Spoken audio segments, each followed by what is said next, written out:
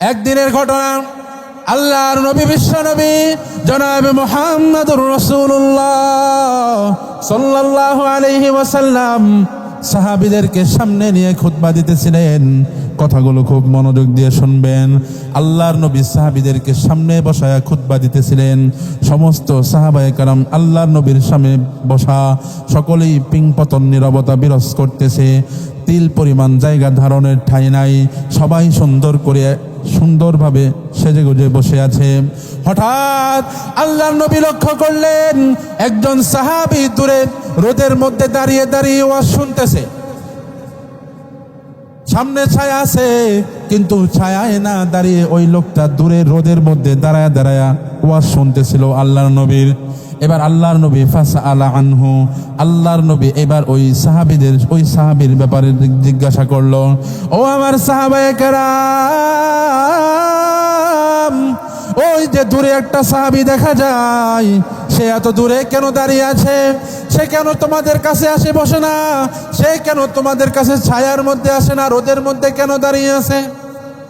সাহাবায়ে কেরাম আরজ করলেন, ইয়া রাসূলুল্লাহ, ইয়া হাবিবাল্লাহ, এই লোকটা মান্যত করেছে সে যতদিন বেঁচে থাকে ততদিন সে ছায়া গ্রহণ করবে না, খালি রোদের মধ্যে দাঁড়ায় থাকবে। সে কোনোদিন বসবে না, যতদিন বেঁচে থাকে দাঁড়ায় থাকবে। সে কোনোদিন মানুষের সাথে কথা বলবে না, সারাদিন রোজা রাখবে। এইভাবে সে নিজেকে জুলুম করে কষ্ট দিবে। এর দ্বারা সে মনে করতেছে এটা মনে হয় বেশি ইবাদত হইতেছে, এর দ্বারা মনে হয় আল্লাহ তাআলা আমার প্রতি খুশি হবে। এবার কথাগুলো খুব ভালো করে বুঝবেন যুবক ভাইরা।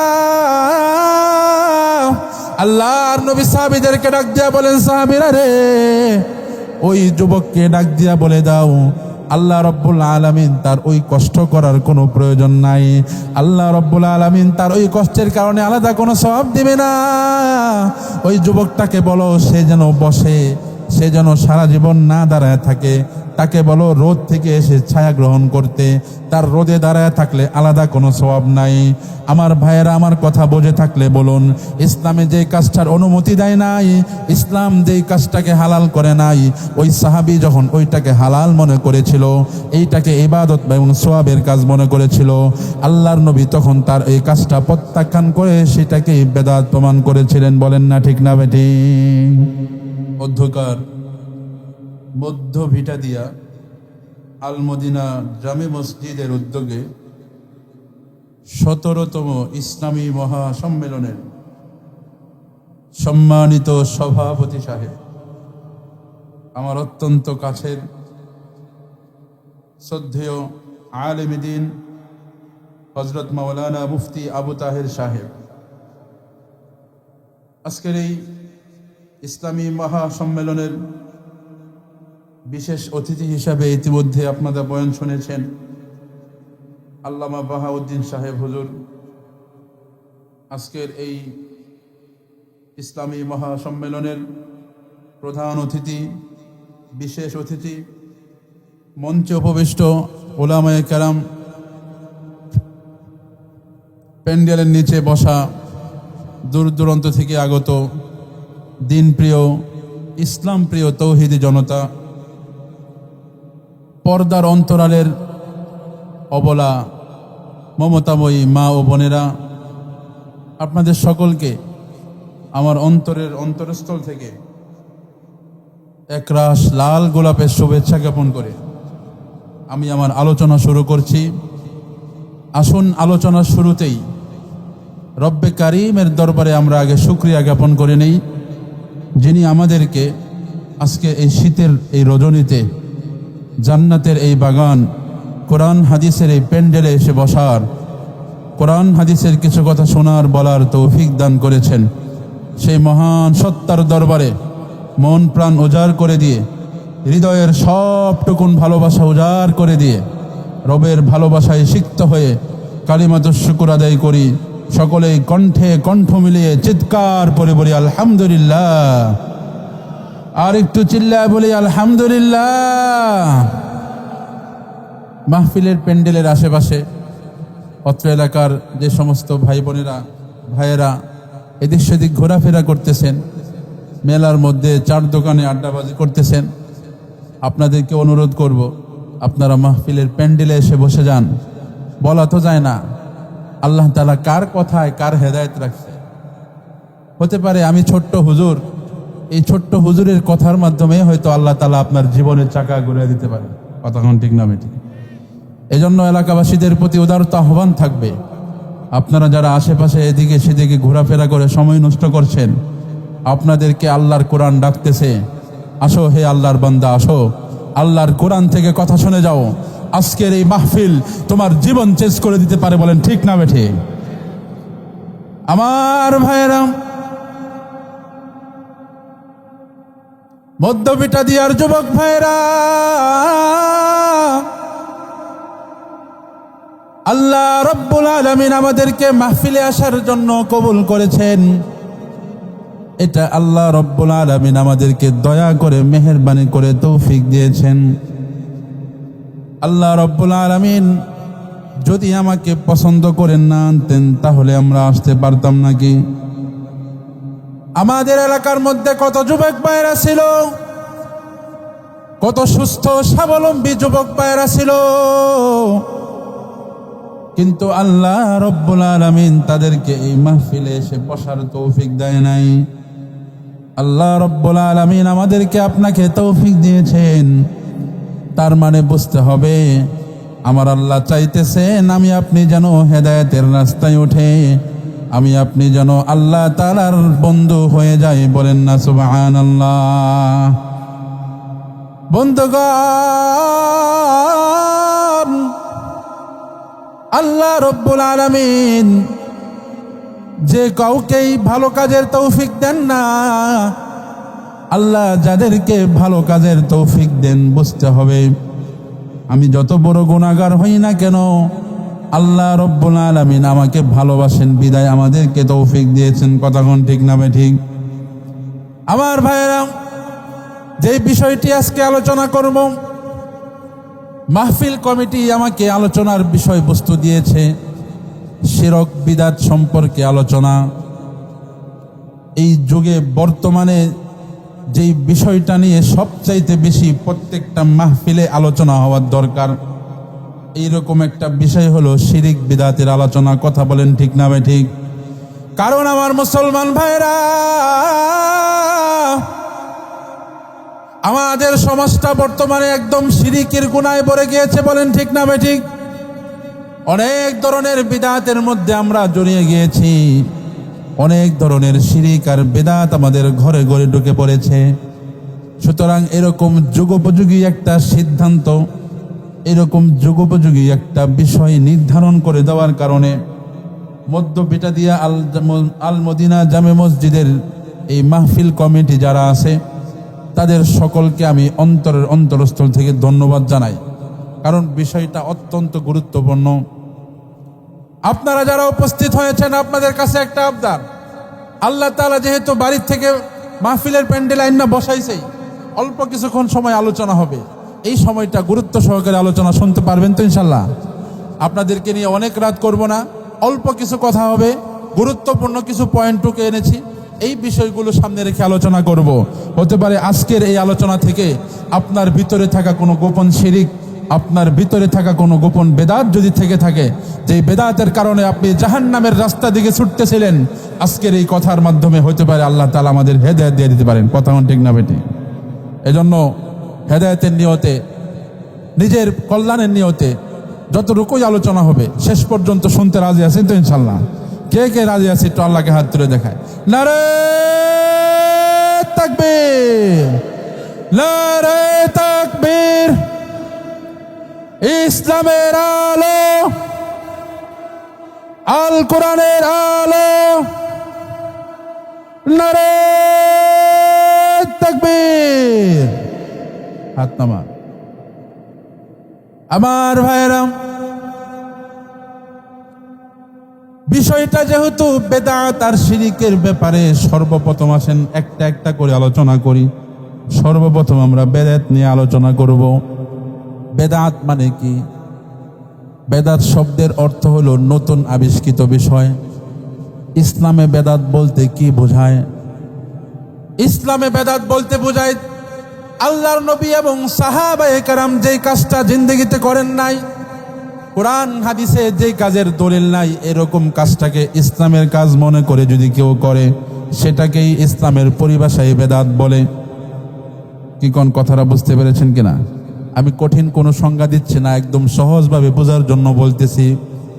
আল্লাহর নবী, বিশ্ব নবী জনাবে মুহাম্মদুর রাসূলুল্লাহ সাল্লাল্লাহু আলাইহি ওয়াসাল্লাম এবং তার সাহাবায়ে কেরাম যেই কাজ জিন্দেগিতে নিজেরা করেন নাই, যেই কাজের দলিল কোরআন হাদিসে নাই, এমন কোন কাজকে যদি ইসলামের কাজ বলে আখ্যায়িত করা হয়, সেটার নামই হলো বেদাত। উদাহরণস্বরূপ, মাগরিবের নামাজ কয় রাকাত?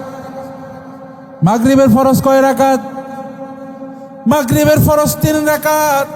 আল্লাহর নবী মাগরিবের ফরজ 3 রাকাত পড়েছেন, সাহাবায়ে কেরাম মাগরিবের ফরজ 3 রাকাত পড়েছেন।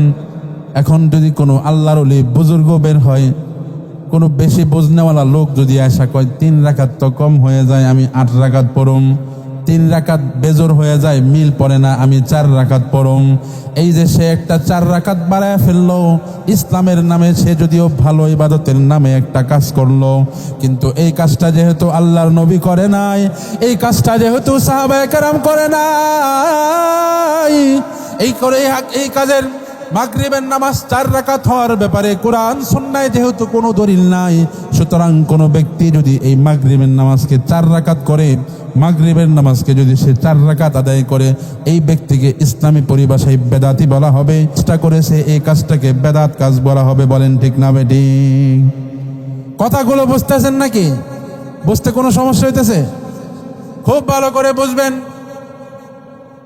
যেই কাজটা কোনো ইবাদত না, ওইটাকে ইবাদতের নামে চালিয়ে দেওয়াই বেদাত।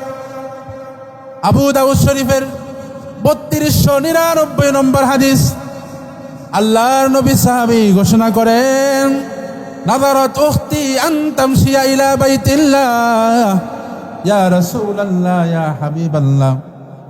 আমার বোন মান্নত করেছে, আমার বোনের বাহন আছে, ঘোড়া আছে, ঘোড়া দিয়ে ইচ্ছা করলে সে হজে যেতে পারে, কিন্তু ইয়া রাসূলুল্লাহ ইয়া হাবিবাল্লাহ,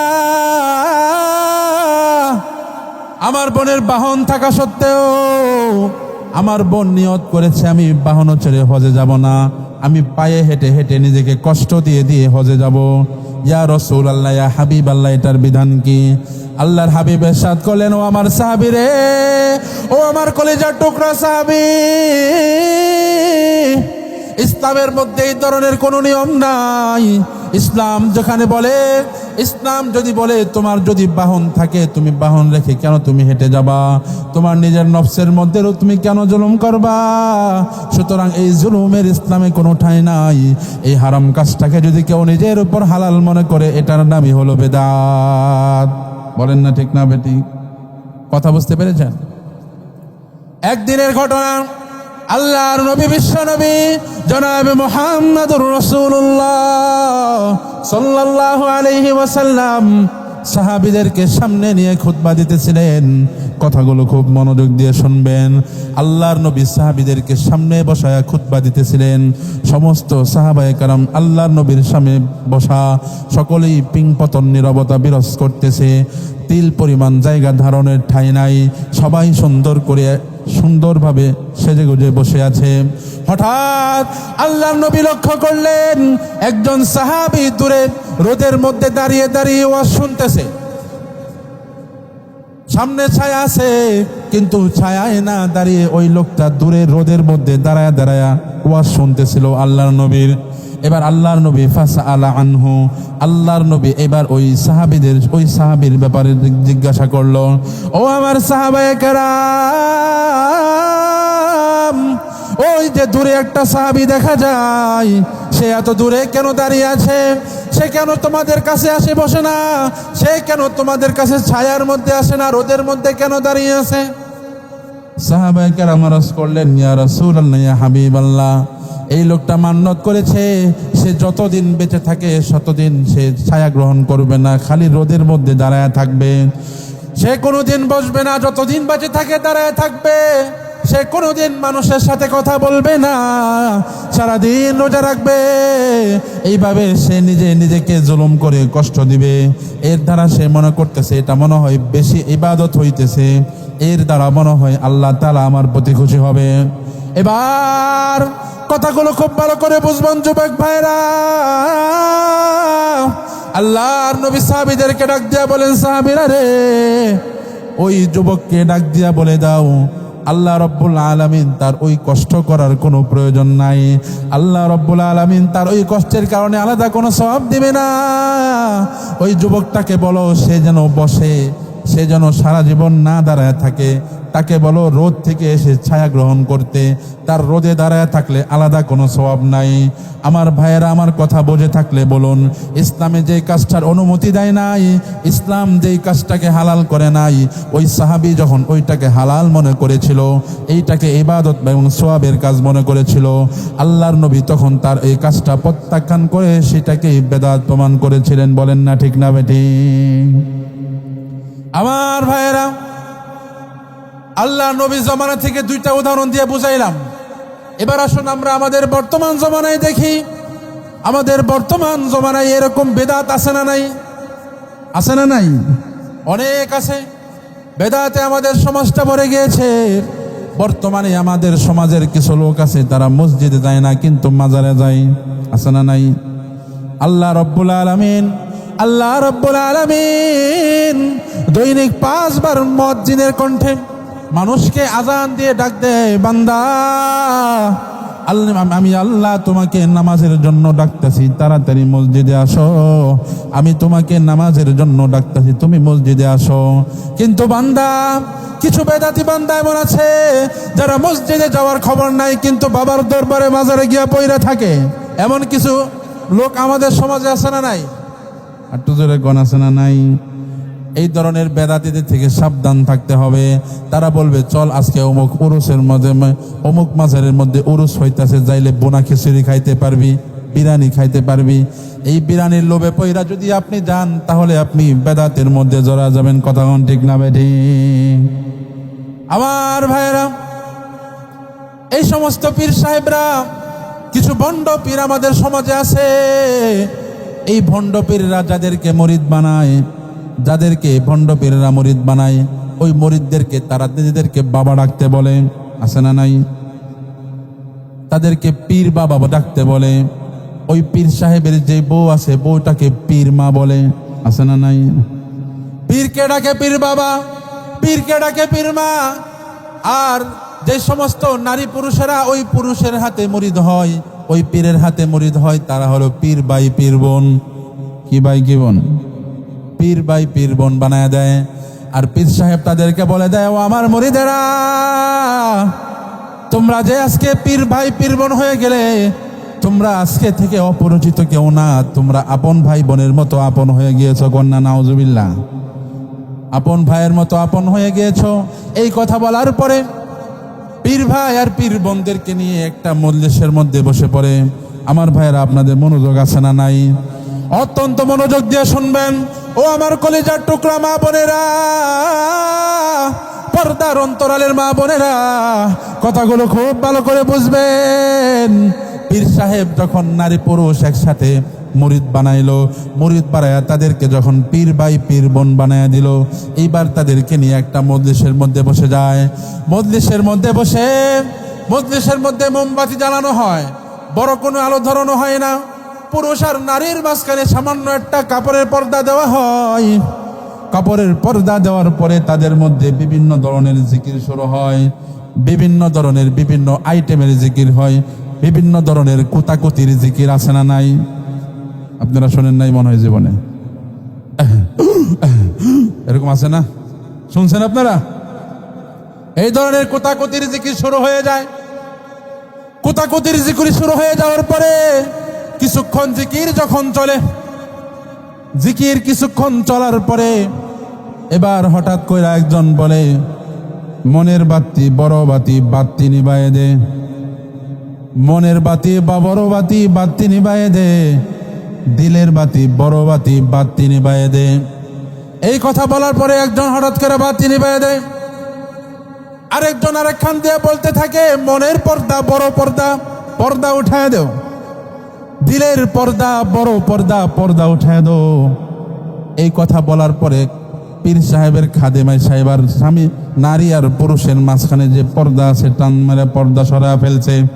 আগে তো বাতি নিবানো হয়ে গেছে, এইবার পর্দাটা যখন সরায় ফেলছে, এইবার তাদের মধ্যে যখন কোতাকুতির জিকির চলতেছে, এক পর্যায়ে এমন হয়ে যায় অল্প কিছুক্ষণ জিকির চলতেছে, কিন্তু জিকির শেষ হইতে হইতে দেখা যায় অধিকাংশ নারী পুরুষের গোসল ফরজ হয়ে গিয়েছে।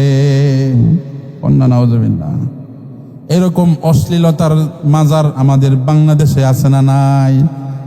এই ধরনের মাজারে যাওয়া যাবে নাকি? এই ধরনের মাজারের মধ্যে গেলে আপনাদের ঈমান থাকবে নাকি? ঈমান থাকবে না। এই জন্য আমার ভাইয়েরা, কথাগুলো খুব মনোযোগ দিয়ে শুনবেন। শিরিক বিদআত থেকে বাঁচতে হবে, এটা হলো সবচেয়ে বড় বিদআত। এই বিদআতের মধ্যে, মাজারের মধ্যে যাওয়ার পরে এত বড় কবিরা গুনাহের মধ্যে বেগানা নারী আর পুরুষ একসাথে জড়ায় গিয়েছে। এটা কি জন্য হয়েছে? এই ভণ্ড বাবের মাজারে যাওয়ার কারণে। এই আমার কলেজার টুকরা যুবক ভাইরা, ও পর্দার আন্দোলন মা বোনেরা, আপনাদের পায়ে হাত রেখে বলতে চাই, অত্যন্ত সাবধানের সাথে আপনারা পীর সাহেব নির্বাচন করবেন। ইসলামে পীর মানা নিষেধ নাই, ইসলামের মধ্যে হক্কানি পীর আছে না নাই? আমার ভাইরা, আমার কথা বলে থাকলে বলবেন, ইসলামে হক্কানি ভালো পীর আছে না নাই? ইসলামে হক্কানি পীর আছে, ভালো পীর আছে। তবে আপনারা যে কোনো পীরের দরবারে যাবেন, পীরের দরবারে যা যদি দেখেন ওই পীরের দরবারের মধ্যে নারী পুরুষ একসাথেই বিচরণ করে, নারী পুরুষ একসাথে নাচানাচি কইরা তারা আড্ডাবাজি করে আর গাঞ্জার মধ্যে উল্কি টান দেয়, ওই পীরের দরবারে গেলে বুঝবেন ওই পীর আর হকপন্থী কোনো পীর না। ওই পীর হইল বন্ড পীর, ওই পীর হইল দাজ্জাল। ওই পীর আপনার অন্তরের ঈমানটাকে ধ্বংস করে দিবে। বলেন ঠিক না বেঠিক? এই আমার কলেজার টুকরা যুবক ভাইরা, আরেক মাজারের একটা তথ্য আপনাদেরকে দেই। এক পীর সাহেব মহিলাদেরকে মুরিদ বানাইছে। কাদেরকে মুরিদ বানাইছে? কিছু মহিলাদেরকে মুরিদ বানাইছে। মুরিদ বানানোর পরে এবার পীর সাহেব মহিলাদেরকে সামনে নিয়া গোল কইরা মহিলাদেরকে বসায়া তিনি সামনে বসছে। খুব মনোযোগ দিয়ে শুনবেন। সামনে যখন মহিলাদেরকে নিয়ে বসছে, এবার পীর সাহেব ডাক দিয়া কয়, আজকে আপনারা যারা আমার হাতে নতুন বায়াত হয়েছেন, যারা আমার নতুন মুরিদ হয়েছেন, আপনারা প্রত্যেকেই পর্দা সরায় ফেলেন, আপনাদের মুখের ঘুমটা উঠাইয়া দেন। নাউজুবিল্লাহ কয় না তো? একজন মহিলা এমন ছিল, মহিলাটা নিজের মুখের পর্দা সরায় নাই। মহিলাকে এবার পীর সাহেব ডাক দিয়া কয়, ও মহিলা, তোমার কি হইল? সমস্ত মহিলারা আমার কথা শুনে তাদের মুখের পর্দা সরায় ফেলছে, তুমি কেন সরাও নাই? এবার মহিলা ডাক দিয়া বলে, পীর, মুখের পর্দা কেন সরাইতে হবে?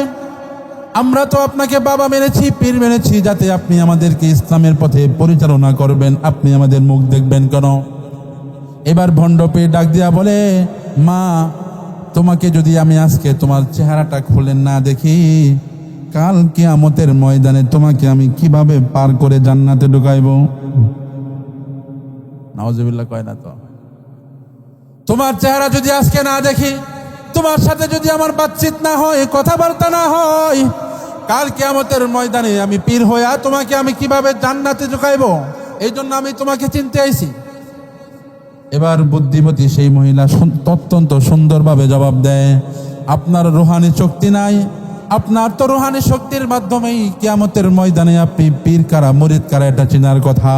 সুতরাং আপনার যেহেতু রুহানি শক্তি নাই, সুতরাং চোখের দেখা দিয়া এটা কিয়ামত পর্যন্ত আপনার জীবনও মনে থাকবে না। বলেন না ঠিক না বেঠিক? জীবনও মনে থাকবে না।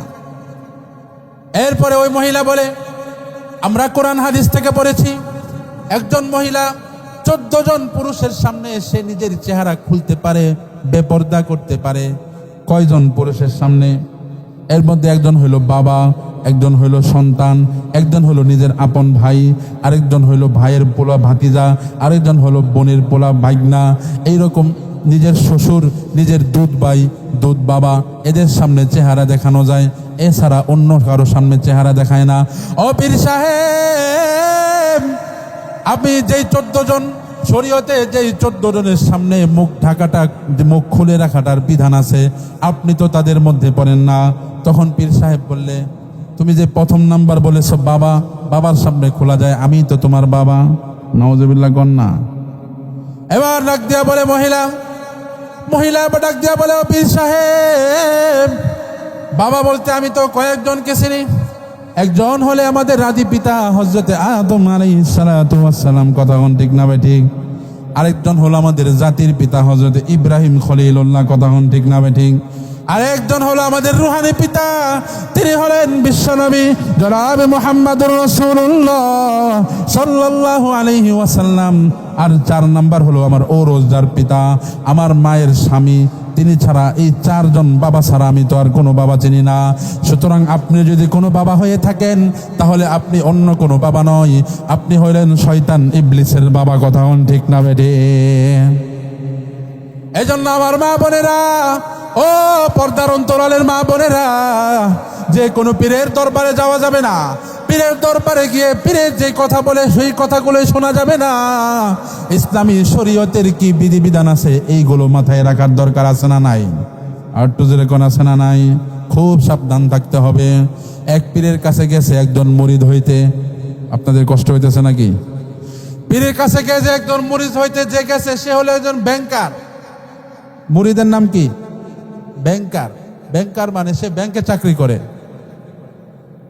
পীর সাহেব এই মুরিদ পায় অত্যন্ত খুশি, তার তো মোটা অঙ্কের টাকা আছে। এবার মুরিদ হইতে গেছে পরে ব্যাংকারকে এবার ডাক দিয়া বলতেছে, তুমি কি মুরিদ হইবা নাকি? ব্যাংকার বলে জি। পীর সাহেব বলে, তুমি কি ওযু কইরাইছো নাকি? ওযু লাগবো, ওযু। এবার ব্যাংকার ডাক দিয়া বলে, পীর সাহেব শুধু ওযু না, আমি বাড়ি থেকে গোসল কইরাইছি। মুরিদে এবার পীর সাহেব মুরিদকে ডাক দিয়া বলে, তাহলে এই যে সুন্দর করে জায়নামাজ বিছাও, জায়নামাজের উপর বসে পড়ো। জায়নামাজে বসানোর পরে মুরিদকে বলে, মুরিদ তুমি চোখটা বন্ধ করো। মুরিদ এবার পীরের কথা অনুযায়ী চোখটা বন্ধ করলো। চোখ বন্ধ করার পরে মুরিদ কইছে, পীর সাহেব এবার মুরিদকে বলে, তুমি একটু সামনের দিকে ঝুঁকা বসো, সামনের দিকে ঝুঁকা বসো। মুরিদ যখন, ওই ব্যাংকার যখন সামনের দিকে ঝুঁকা বসে, পীর সাহেব ওই মুরিদের পকেটে তাকায় দেখে তার পকেটের মাত্র 20 টাকা দামের নোট। তার পকেটে আর কোনো টাকা নাই, বুক পকেটের মধ্যে মাত্র 20 টাকা দামের একটা নোট। এই কথা দেখার পরে পীর সাহেব এবার ডাক দিয়া বলে, ও মুরিদ চোখ খুলে ফেলো, আজকে তোমাকে আমি মুরিদ বানাইতে পারবো না। ব্যাংকের চাকরিজীবী বলে, আপনি কেন আজকে মুরিদ বানাইতে পারবেন না? না বানাইতে পারলে কেন বসাইলেন? পীর সাহেব ডাক দিয়া বলে, আজকে মাসের কয় তারিখ? মুরিদ বলে, আজকে তো 28 তারিখ। তোমার পকেট এখন খালি, আগামী মাসের শুরুতে বেতন পায় আসবা, তারপরে তোমারে মুরিদ বানাইবো। নাউজুবিল্লাহ কন্যা। তার মানে এই যে পীর সাহেব সেই যে মুরিদ বানায়, এর দ্বারা উদ্দেশ্য হলো তার পকেট বাড়ি করা, কথা কোন ঠিক না বেঠিক? এই ধরনের পকেট বাড়ি করা ভণ্ড পীর আমাদের সমাজে আছে না নাই? আর একটু চিল্লায় বলেন, আছে না নাই? এরপরে মুরিদরে যখন পীর সাহেব বিদায় দিয়ে দিছে, এবার মুরিদ একটু চালাক, পীর সাহেবকে এবার বলতেছে, ও বাবা, গত রাতে আমি একটা স্বপ্ন দেখেছি, আপনাকে আমি স্বপ্নটা শেয়ার করতে চাই, শুনবেন নাকি? পীর সাহেব বলে, কি স্বপ্ন দেখেছো বলো। এবার ওই ব্যাংকের চাকরিজীবী বলে, বাবা গত রাতে আমি স্বপ্ন দেখলাম আমার হাতের আঙ্গুলের মধ্যে পায়খানা লেগে আছে, আপনার হাতের আঙ্গুলের মধ্যে মধু লেগে আছে। স্বপ্ন শোনার পরে পীর সাহেব খুশি হইব না বেজার হইব? আপনারা কোন? পীর সাহেব রে বলতেছে, আমি দেখছি আমার মুরিদের হাতে হইলো কি পায়খানা ময়লা লেগে আছে, আর আপনি আমার পীর সাহেব আপনার হাতে দেখছি আমি মধু লেগে আছে, এই স্বপ্নের ব্যাখ্যা কি? পীর সাহেব এবার অনেক, সে যখন দেখলো এই স্বপ্নটা তার পক্ষে আইছে, পীর সাহেব এবার আরো নড়ে চড়ে বসলো। পীর সাহেব বলতেছে, তুমি যে সারাদিন টাকা পয়সা হাতাও, তোমার অন্তরের মধ্যে টাকা পয়সার লোভ, এই জন্য স্বপ্নের মধ্যে তোমাকে দেখানো হয়েছে তুমি যে টাকা পয়সা হাতাও, এগুলো অন্য কিছু না, এগুলো হলো দুনিয়ার পায়খানার মতো। আর আমি সারাদিন যেহেতু হাত দিয়া তসবিহ জপি, সুবহানাল্লাহ, লা ইলাহা ইল্লাল্লাহর জিকির করি, এই জন্য আমি পীর সাহেবের হাতে তুমি মধু লাগানো দেখছো। সুবহানাল্লাহ কইতেন না? পীর সাহেব এই অর্ধেক স্বপ্নের সৈন্যাই অর্ধেক স্বপ্নের ব্যাখ্যা করে লেছে, কিন্তু স্বপ্নের আরো অর্ধেক বাকি। এবার ব্যাখ্যা শোনার পরে ওই চালাক ব্যাংকের চাকরিজীবী বলতেছে, এরপরের ঘটনার তো হুজুর শোনেন নাই, এরপরের ঘটনা কি? এবার মুরিদ ডাক দিয়া বলে, বাবা, এরপরে আমি স্বপ্নে দেখলাম আমার ওই ময়লা মাখা আঙ্গুলটা আমি আপনার মুখের মধ্যে ঢুকাইয়া দিয়েছি, আর আপনি আপনার ওই মধু মাখা আঙ্গুলটা আমার মুখের মধ্যে ঢুকাইয়া দিয়েছেন। বলেন না ঠিক না বেটি? এবার পীর সাহেব কাইছে ধরা, কথা বোঝেন নাই? এই পায়খানা মাখা আঙ্গুল পীরের মুখে, আর পীরের ওই মধু মাখা আঙ্গুল এবার মুরিদের মুখে চলে আসছে। এই ধরনের বন্ড পীরদের থেকে সাবধান থাকার দরকার আছে না নাই? আমাদের বাংলাদেশে কত ধরনের মাজার আছে, কত ধরনের ল্যাংটা বাবা, বন্ড বাবা আর খাজা বাবা আছে। একজন মানুষ পোশাক ছাড়া ল্যাংটা ঘুরে, এও নাকি মুরিদ পীর হয়ে গেছে। কন্যা নাউজুবিল্লাহ। পোশাক ছাড়া ঘুরে সে নাকি মুরিদ। একজন জিজ্ঞাসা করলো, ল্যাংটা মানুষ আবার কিভাবে মুরিদ হয়? ল্যাংটা মানুষ কিভাবে আবার পীর হয়? এবার ল্যাংটা বাবার মুরিদেরা বলে, বোঝেন না, আল্লাহ যেভাবে সৃষ্টি করছে, দুনিয়াতে পাঠাইছে, এইভাবে থাকতে পারলে তো এটা আলাদা একটা মাজেজা, এটা আলাদা একটা পাওয়ার, এটা বোঝেন না কেন? এরপরে লোকটা ডাক দিয়া বলে, ল্যাংটা থাকলে যদি এটা আলাদা কোনো পাওয়ার হয়, তাহলে তো পৃথিবীর মধ্যে সবচেয়ে বড় পীর সাহেব হওয়ার কথা কুত্তারে। কথা কয় না? ল্যাংটা থাকলে যদি মুরিদ হওয়া যায়, ল্যাংটা থাকলে যদি পীর সাহেব হওয়া যায়, তাহলে তো এই দুনিয়ার বুকে সবচেয়ে বড় পীর হওয়ার কথা এই কুত্তারে। কারণ তোমার যে ল্যাংটা বাবা, কমপক্ষে সে যখন নাবালেগ ছিল তখন তার মা বাবা হইলেও তাকে প্যান্ট শার্ট পরাইছিল। কথা ঠিক না ঠিক? কিন্তু একজন কুত্তা জন্মের পরে সে উলঙ্গ, বড় হওয়ার পরে উলঙ্গ। সুতরাং তোমার পীর আর কুত্তার মধ্যে কি পার্থক্য? কথা ঠিক না ঠিক? এইরকম ল্যাংটা বাবা আছে না নাই? আবার কিছু পীর দেখবেন শরীরের মধ্যে চাট লেগে আছে, চাটাই পরে বস্তা পরে আছে, নাম দিয়েছে বস্তার বাবা। আবার কিছু পীর আছে যার নাম হয়েছে বাথরুম বাবা। কি বাবা? রাস্তার পাশে একজন এক জায়গায় বাথরুম করতে গিয়ে মারা গিয়েছিল, এই জায়গার পীর এই জায়গায় একটা মাজার বানায় ফেলছে, নাম হলো বাথরুম সার মাজার। কি নাম? বাথরুম সার মাজার। চট্টগ্রামে একটা মাজার আছে, ওই মাজারের নাম হলো চাল ডাল সবজি বাবার মাজার। কি বাবার মাজার? চাইল ডাল সবজি বাবার মাজার। সেখানে মানুষেরা চাইল দেয়, ডাল দেয়, সবজি দেয়, এজন্য মাজারের নামই রাখছে চাইল ডাল সবজি বাবার মাজার। এরকম মাজার আছে না নাই? এই সমস্ত মাজারে গেলে আপনাদের ঈমান থাকবে নাকি ঈমান আমল ধ্বংস হয়ে যাবে? খুব সাবধান থাকতে হবে, খুব সাবধান। এই জন্য আমার বাবাজিরা, পীর নির্বাচনের ক্ষেত্রে সতর্ক হতে হবে। যে কোনো জায়গায় যে কোনো মানুষকে পীর বানানো যাবে না, অত্যন্ত সাবধানের সাথে কাজ করতে হবে, অত্যন্ত সাবধানের সাথে কাজ করতে হবে। কিছু পীর আছে যারা বলে তাদের মুরিদদেরকে বিভিন্ন স্লোগান শিখিয়ে দেয়। দু একটা স্লোগান শুনবেন নি? হ্যাঁ, মুরিদেরা মুরিদদেরকে বিভিন্ন গান শিখিয়ে দেয়। কি গান শেখায়? মুরিদদেরকে গান শেখায়, কিরামান কাতিবিন, রোজ হাসরের দিন আল্লাহর দরবারে যদি করে অভিযোগ, আমি বলবো দুনিয়ায় ছিলাম ল্যাংটা বাবার লোক। কন্যা নাউজুবিল্লাহ। কি বলতেছে? কিরামান কাতিবিন, রোজ হাসরের দিন, কিরামান কাতিবিন, রোজ হাসরের দিন আল্লাহর দরবারে যদি করে অভিযোগ, আমরা বলবো দুনিয়ায় ছিলাম ল্যাংটা বাবার লোক, আমরা বলবো দুনিয়ায় ছিলাম ল্যাংটা বাবার লোক। কন্যা নাউজুবিল্লাহ। ল্যাংটা বাবার লোক থাকলে দুনিয়ায় আখিরাতে গিয়া মুক্তি পাওয়া যাবে?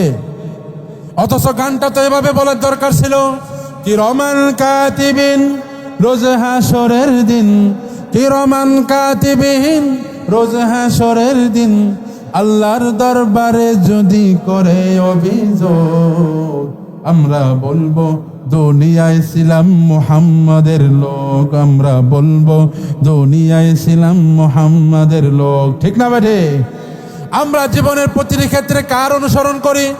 মুহাম্মাদুর রাসূলুল্লাহর অনুসরণ করি। কথা বলেন ঠিক না বেঠে? এই জন্য আমার ভাইয়েরা স্লোগান তো এমন হওয়ার দরকার ছিল, যারা বলে আমরা ল্যাংটা বাবার অনুসরণ করেছিলাম, এই কথা বলতে দেরি হবে, জুতা দিয়া পিটায়া তাদের পিঠের চামড়া তুলতে দেরি হবে না। বলেন ঠিক না বেঠিক? আখেরাত দুনিয়ার মতো এত সহজ না, এত সহজ না। ও আমার মুরব্বী বাবাজিরা, অত্যন্ত সাবধানের সাথে জীবনের প্রত্যেকটা পদক্ষেপ কাজে লাগাইতে হবে। আরেক দল পীর আছে যারা তাদের মুরিদদেরকে আরেকটা স্লোগান শোনায়, শুনবেন নাকি? ওই পীর সাহেব তার মুরিদদেরকে শোনায়, পানির নিচে আগুন জ্বলে, পানির নিচে যেই বাতি জ্বলে সেই বাতি তো বাতাসে নিবে না। আমার বাবার মুরিদ হইলে নামাজ রোজা লাগে না। কন্যা নাউজুবিল্লাহ। পানির নিচে বাতি জ্বলে, ওই বাতি তো বাতাসে নিবে না। আমার বাবার মুরিদ হইলে নামাজ রোজা লাগে না। কন্যা নাউজুবিল্লাহ। বাবা তার মুরিদদেরকে ডাক দিয়া বলে, মুরিদ, ও আমার মুরিদ, তুমি নামাজ রোজার কোনো দরকার নাই। আমার মাজারের মধ্যে প্রত্যেক বছর যে উরুস হয়, ওই উরুজের মধ্যে তুমি একটা খাসি নিয়ে আসবা, একটা গরু, বছরে বছরে একটা গরু দিবা, একটা খাসি দিবা। তোমাকে পরকালে কিভাবে পার করতে হয় এটা আমি দেখে নিব। বলেন না ঠিক না বেঠিক? এরকম কিছু পীর আছে না নাই? তারা বলে নামাজ রোজা লাগে না, অথচ আমরা যদি বিশ্ব নবীর জীবনে দেখি, আল্লাহর নবী বিশ্ব নবী মুহাম্মাদুর রাসূলুল্লাহ সাল্লাল্লাহু আলাইহি ওয়াসাল্লাম, তিনি যখন জীবন সায়াহ্নে উপনীত হয়ে গেলেন, তিনি যখন একদম অসুস্থতায় পড়ে গেলেন, তিনি যখন নিজে নিজে একা একা হাঁটতে চলতে পারে না, ঠিক সেই সময় আল্লাহ নবী একা একা মসজিদে নববীতে যেতে পারে না।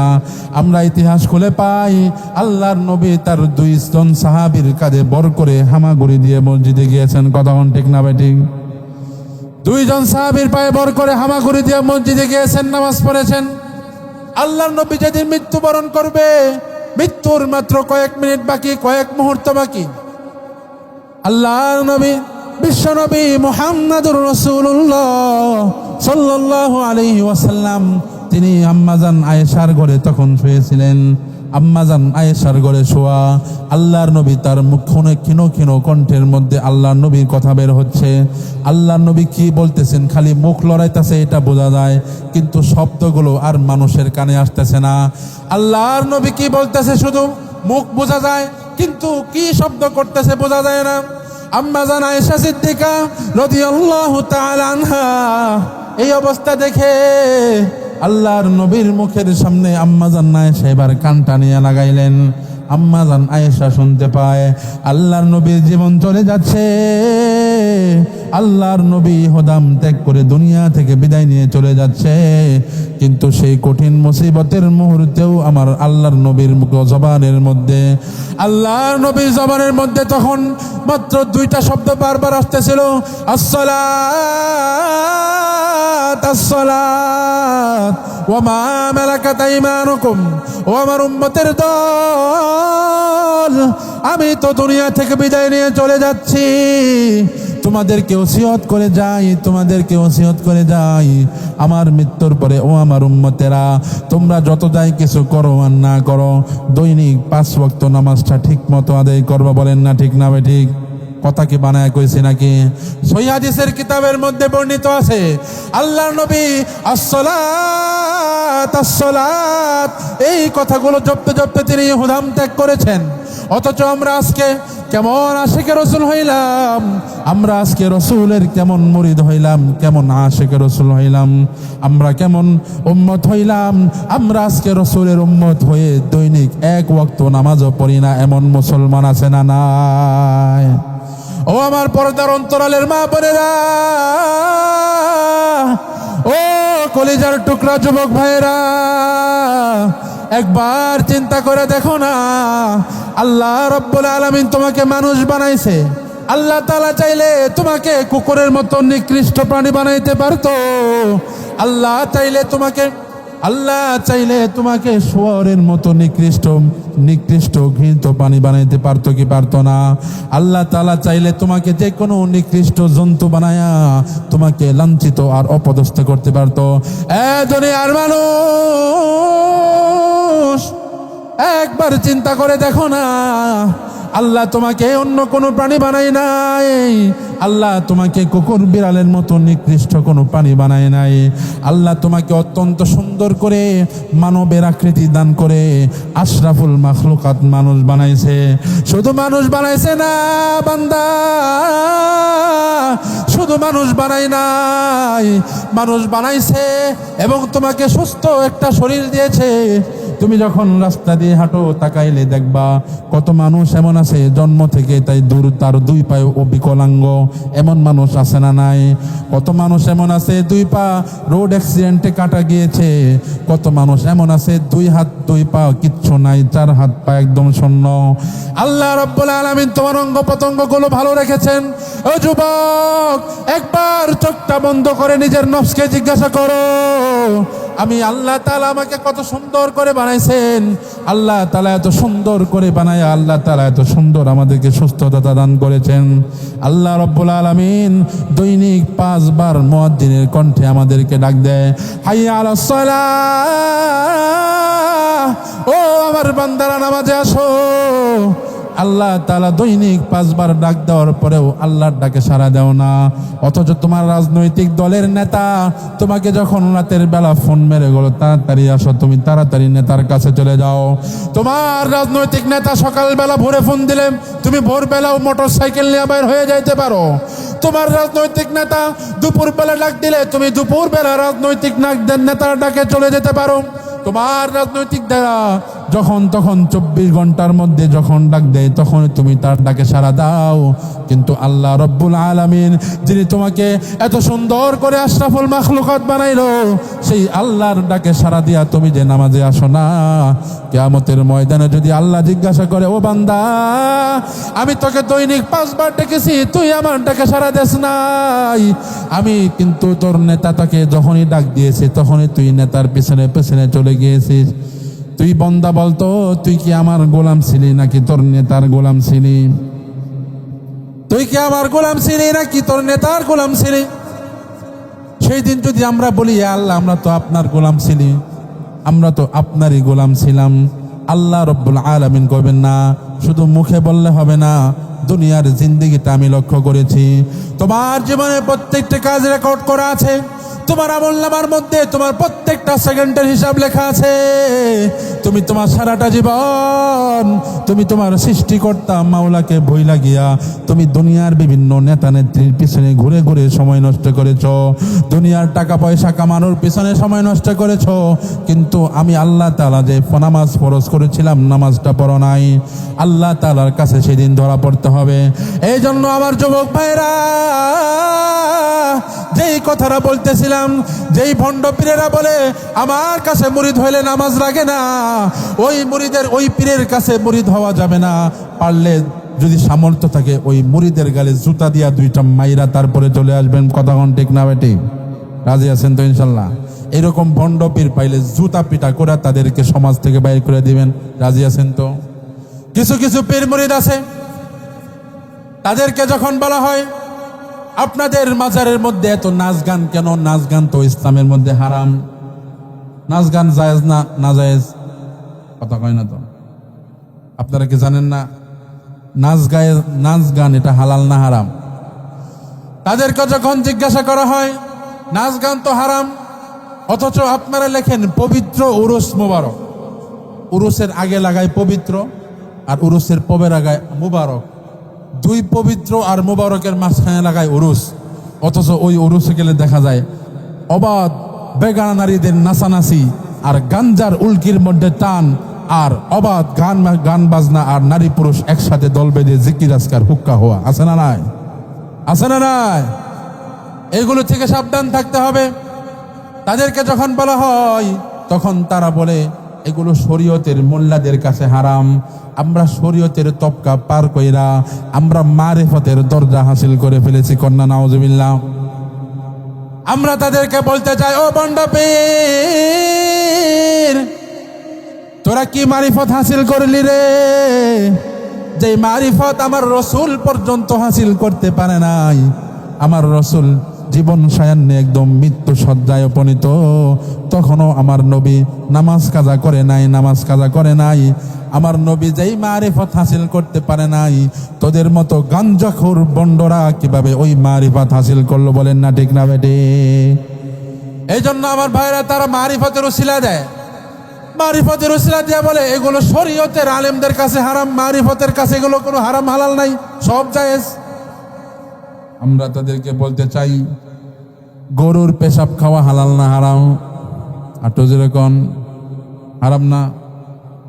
গরুর পেশাব খাওয়া হালাল না হারাম? হারাম। গরুর পেশাব খাওয়া হারাম, এটা হলো শরীয়তের আলেমদের কাছে। তোমরা তো মারিফতের আলেম, তোমাদের জন্য তো গরুর পেশাব খাওয়া হারাম না, সুতরাং তোমরা গরুর পেশাব খাইব নাকি? কথা কয় না। এরা খালি যেই জায়গায় সুবিধা ওই জায়গায় মারিফতের পেশ মাইরা দেয়। যেই সমস্ত পীরেরা মুরিদদেরকে শরীয়ত আর মারিফতের কথা শেখায়, তারা মূলত তার মুরিদদেরকে ইসলামে আনতে চায় না। তারা তাদের মুরিদদের ওই ঈমানটাকে গোপনে ধ্বংস করে তাদেরকে কাফের আর মুরতাদ বানিয়ে দিতে চায়। বলেন না ঠিক না বেটে? এই জন্য আমার ভাইরা খুব সাবধান, খুব সতর্ক থাকতে হবে। আরেক দল লোক আছে যারা দেখবেন ইসলামের বিভিন্ন বিধানের মধ্যে তারা যুক্তি খাটায়, এমন কিছু লোক আছে না নাই? এই কথাগুলো খুব ভালো করে বুঝবেন। ইসলামের যেই বিধানের মধ্যে দলিল আছে ওই বিধানের মধ্যে যুক্তি খোঁজা যাবে না। কথা বুঝতে পেরেছেন কিনা? যেই বিধানের দলিল আছে কোরআন হাদিসে, এর যুক্তি খোঁজা যাবে? যুক্তি খোঁজা যাবে না। যুক্তি খোঁজা, যুক্তি অনুযায়ী যদি আমল করতে চান তাহলে ধ্বংস হয়ে যাবে। যেমন আল্লাহ তাআলা মুসলমানদেরকে বছরে ঈদ দিয়েছে কয়টা? আটটু যেরকম কয়টা? 2টা ঈদ দিয়েছে।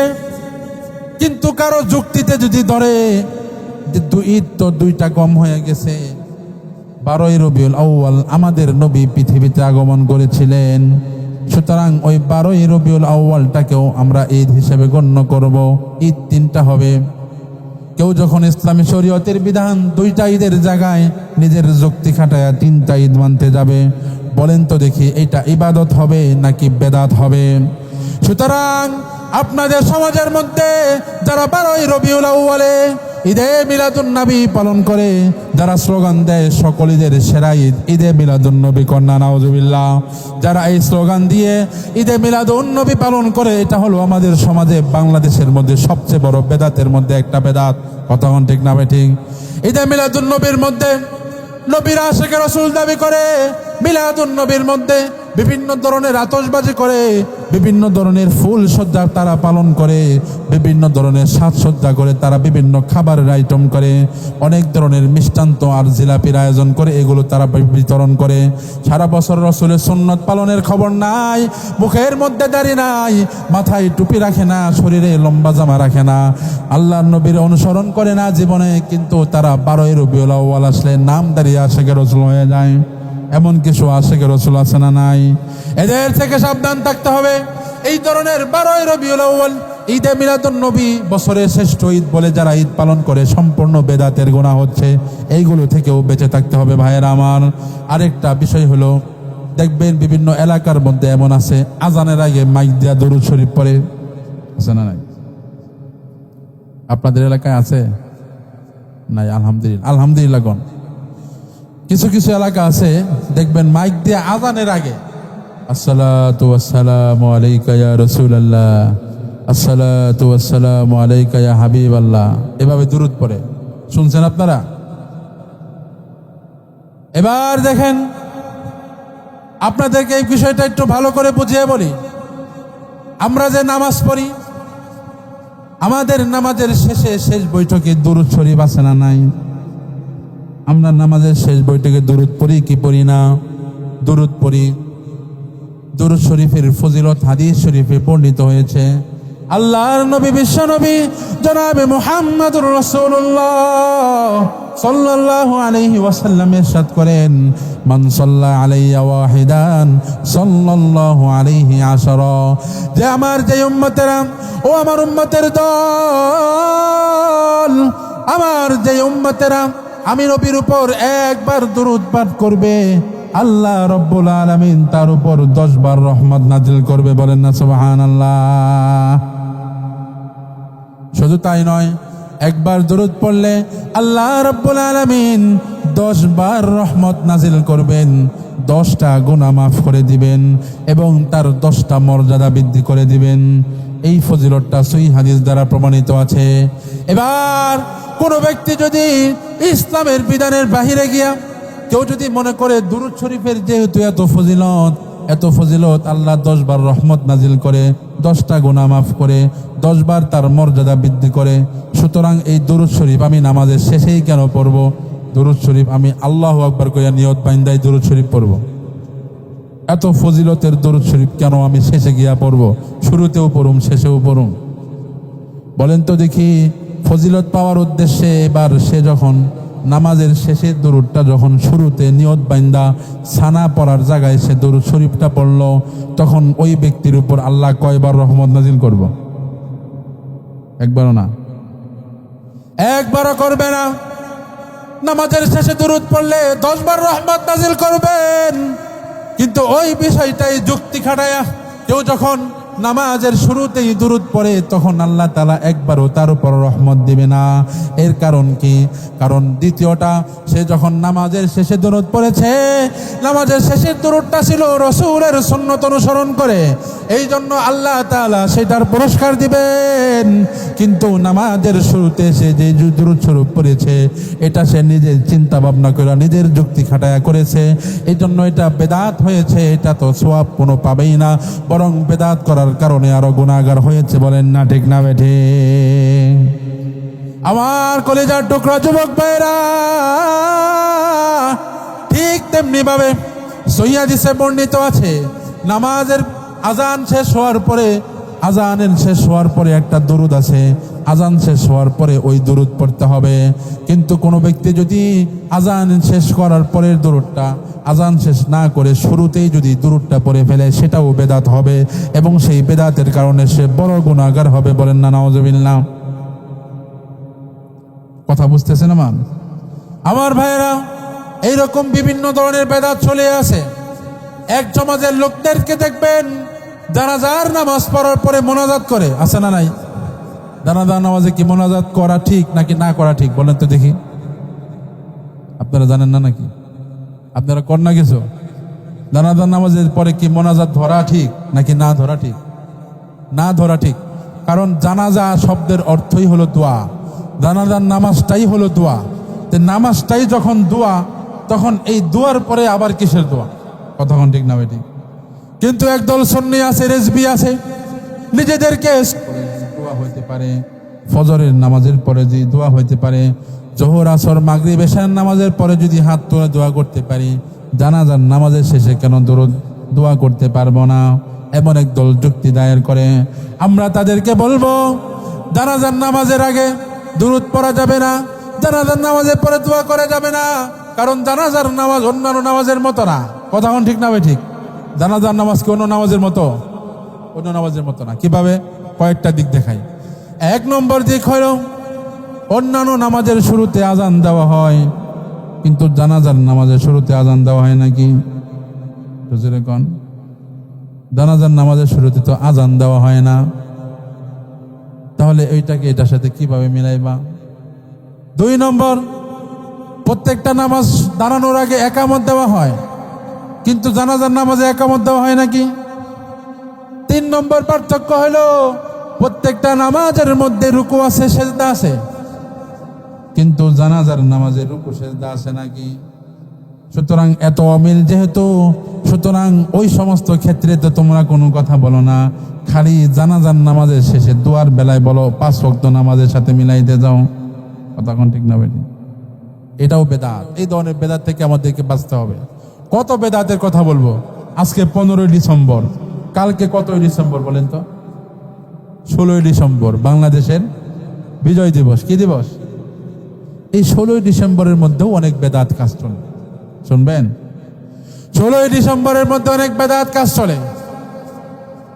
এটা যেহেতু বিজয় দিবস, এই দিনে বাংলাদেশ স্বাধীন হয়েছিল, সুতরাং উচিত ছিল আমাদের যেই সমস্ত শহীদেরা বাংলাদেশকে নিজের বুকের তাজা রক্ত ঢেলে দিয়ে যারা শহীদ হয়ে আমাদেরকে এইরকম একটা স্বাধীন ভূখণ্ড এনে দিয়েছে, আমাদের উচিত ছিল তাদের জন্য দোয়া খায়ের করা। কতক্ষণ ঠিক না ভাই ঠিক? কিন্তু দোয়া খায়ের নামে কুবুর খবর নাই, কোরআন খতমের কোনো খবর নাই। দোয়া করে না, কোরআন খতম করে না। 16 ডিসেম্বরের সকাল থেকেই দেখবেন দেশাত্মবোধক বিভিন্ন ধরনের বাজনাওয়ালা গান ছাইরা দেয় বড় মার্কসের মধ্যে। আপনাদের এলাকায় নাই মনে হয়, আছে? এগুলো কি ঠিক না বে ঠিক? এগুলো গুনার কাজ না? 16 ডিসেম্বরে আমাদের তো উচিত ছিল এই সমস্ত বীর যোদ্ধা শহীদেরা আমাদেরকে নিজের বুকের তাজা রক্ত ঢেলে দিয়ে আমাদেরকে স্বাধীন ভূখণ্ড দিয়ে গিয়েছে।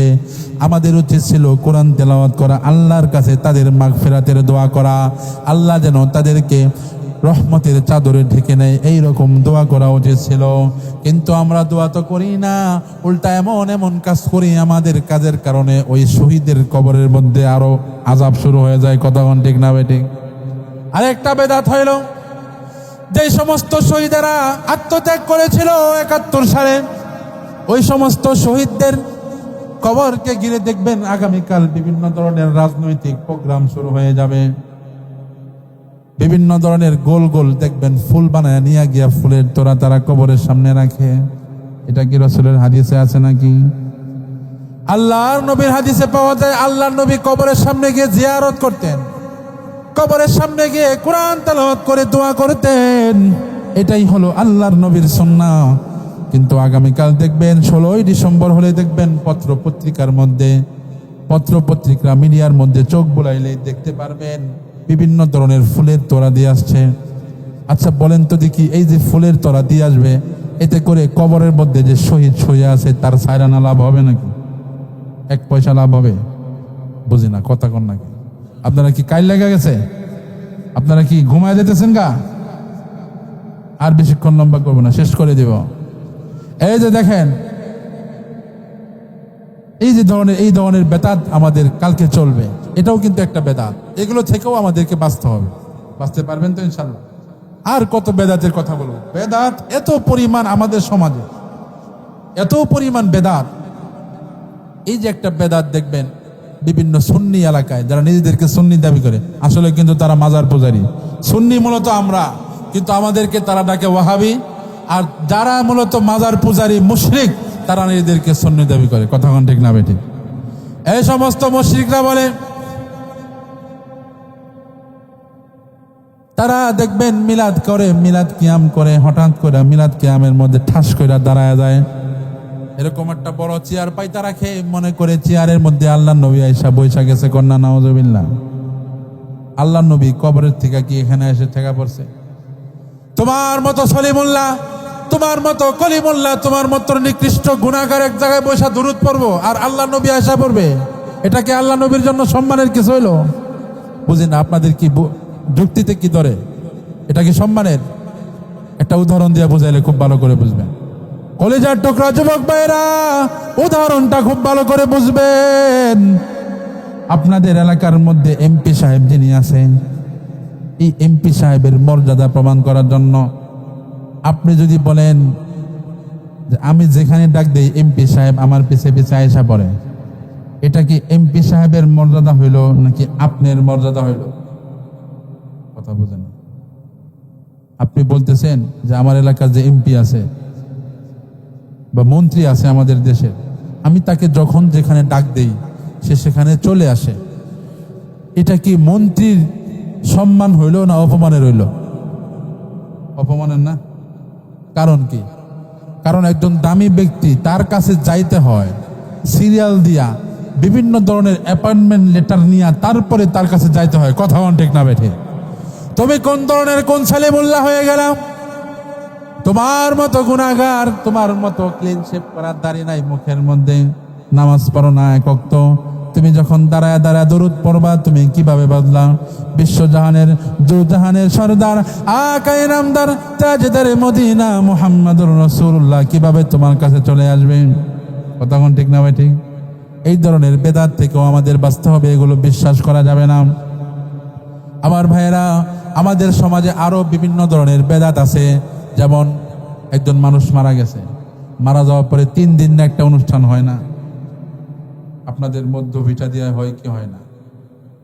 না, আমি তো জানি না। আমি তো আসলে আপনাদের কাউকে ব্যক্তিগত আক্রোশ নিয়ে আমি কথা বলতেছি না।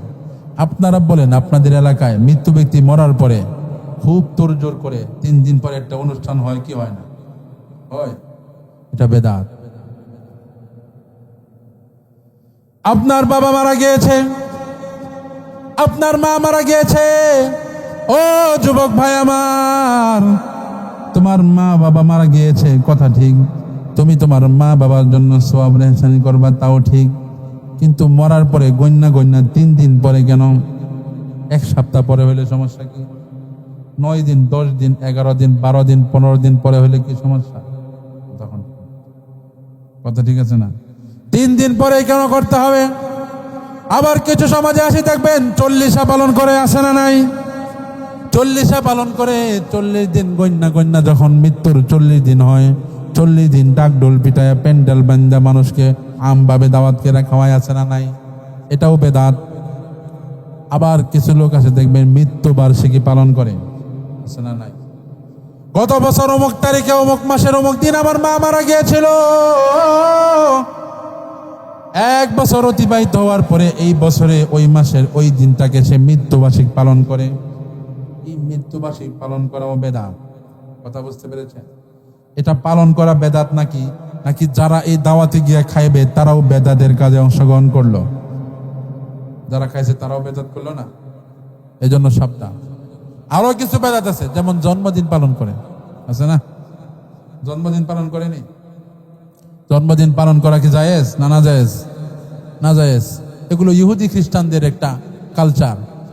এইরকম ইহুদি খ্রিস্টানদের একটা কালচার আমাদের বাংলাদেশে কিছু লোক আছে, আশিকে রাসূল দাবি করে, অথচ তারা আমি নবী মুহাম্মদুর রাসূলুল্লাহর জন্মদিন পালন করে। নাউজুবিল্লাহ। সাধারণ মানুষের জন্মদিনই পালন করা জায়েজ নাই, সেখানে নবীর জন্মদিন পালন করে। বুঝেন আমরা কই গেছি? আমাদের সমাজটা কি পরিমাণ ব্যর্থতার মধ্যে গেছে। বিভিন্ন ধরনের বেদাত সম্পর্কে আলোচনা করলাম আমার ভাইয়েরা। এবার আসুন আমরা জেনে নেই বেদাত করলে মূলত ক্ষতিটা কি। বেদাত করলে মূলত ক্ষতি হইল, আল্লাহর হাবিব বিশ্বনবী মুহাম্মদুর রাসূলুল্লাহ সাল্লাল্লাহু আলাইহি ওয়াসাল্লাম সহিহ হাদিসে ইরশাদ করেছেন, ইবনে মাজাহ শরীফের 49 নম্বর হাদিস, আল্লাহর নবী বলেন, লা ইয়াকবালুল্লাহু লিসাহিবি বিদআতিন সালাতান ওয়ালা সাওমান ওয়ালা সাদাকাতান ওয়ালা হাজ্জান ওয়ালা উমরাতান ওয়ালা নাফরান ওয়ালা ফরদান। আল্লাহ রাব্বুল আলামিন যে ব্যক্তি বেদাত করবে, বেদাতি ব্যক্তির নামাজ, রোজা, হজ, যাকাত, দান, সদকা কোনো কিছুই কবুল করবে না। বলেন না নাউজুবিল্লাহ। আমার ভাইয়েরা, আমরা এমনি ইবাদত বন্দেগী কম করি, বেশি করি না। যতটুকু করার দরকার ততটুকু করি না, অনেক কম করি। এর মধ্যে যতটুকু করি এতটুকু যদি আবার বেদাতের কারণে যদি কবুল না হয়, বলেন তো দেখি মৃত্যুর পরে জান্নাতের আশা করা যায়? এমনি আমরা ইবাদত করি না। যেখানে 16 আনা ইবাদত করার দরকার ছিল, আমরা সারা বছরে মিলে 8 আনা ইবাদত করি। যারা করে আর যারা করে না তারা আরো কম করে। এমনি আমরা ইবাদত করি না। তার মধ্যে যতটুকু ইবাদত করি ততটুকু ইবাদত যদি এই ধরনের বেদাতের মধ্যে জড়িয়ে থাকার কারণে যদি মাফ না হয়, কবুল না হয়, বলেন তো দেখি তাহলে আখিরাতের মধ্যে যায় কোন ধরা খাইতে হবে কিনা? আখিরাতের মধ্যে যখন যাইবেন, হিসাবের পাল্লার সামনে যখন যায় দাঁড়াবেন, দেখবেন গুনাহের পাল্লা শুধু ভারী হয়ে আছে, সওয়াবের পাল্লায় তেমন কোনো সওয়াব নাই। আপনি জিজ্ঞাসা করবেন, আমি না 40 বছর বয়স থেকে 70 বছর পর্যন্ত মৃত্যু পর্যন্ত 5 ওয়াক্ত নামাজ পড়ছি, তো নামাজগুলো কই? নামাজের সওয়াবগুলো লেখা নাই কেন? ফেরেশতারা ডাক দিয়া বলবে, আল্লাহর বান্দা,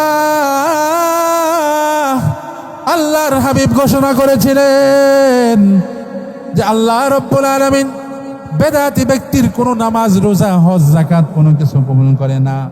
আল্লাহর বান্দা, তুমি 5 ওয়াক্ত নামাজ পড়তা ঠিক আছে, কিন্তু নামাজ পড়ার পাশাপাশি তুমি বিভিন্ন বেদাতের কাজের সাথে জড়ায় যাইতা, যেই বেদাতের গুনাহের কারণে আল্লাহ তোমার নামাজ কবুল করে নাই। বলেন না নাউজুবিল্লাহ। কথা বুঝতে পেরেছেন কিনা? এই হলো 1 নম্বর ক্ষতি। বেদাত ব্যক্তি যে করবে, ওই বেদাতি ব্যক্তির ইবাদত বন্দেগী আল্লাহ কবুল করবে না। কন্যা নাউজুবিল্লাহ।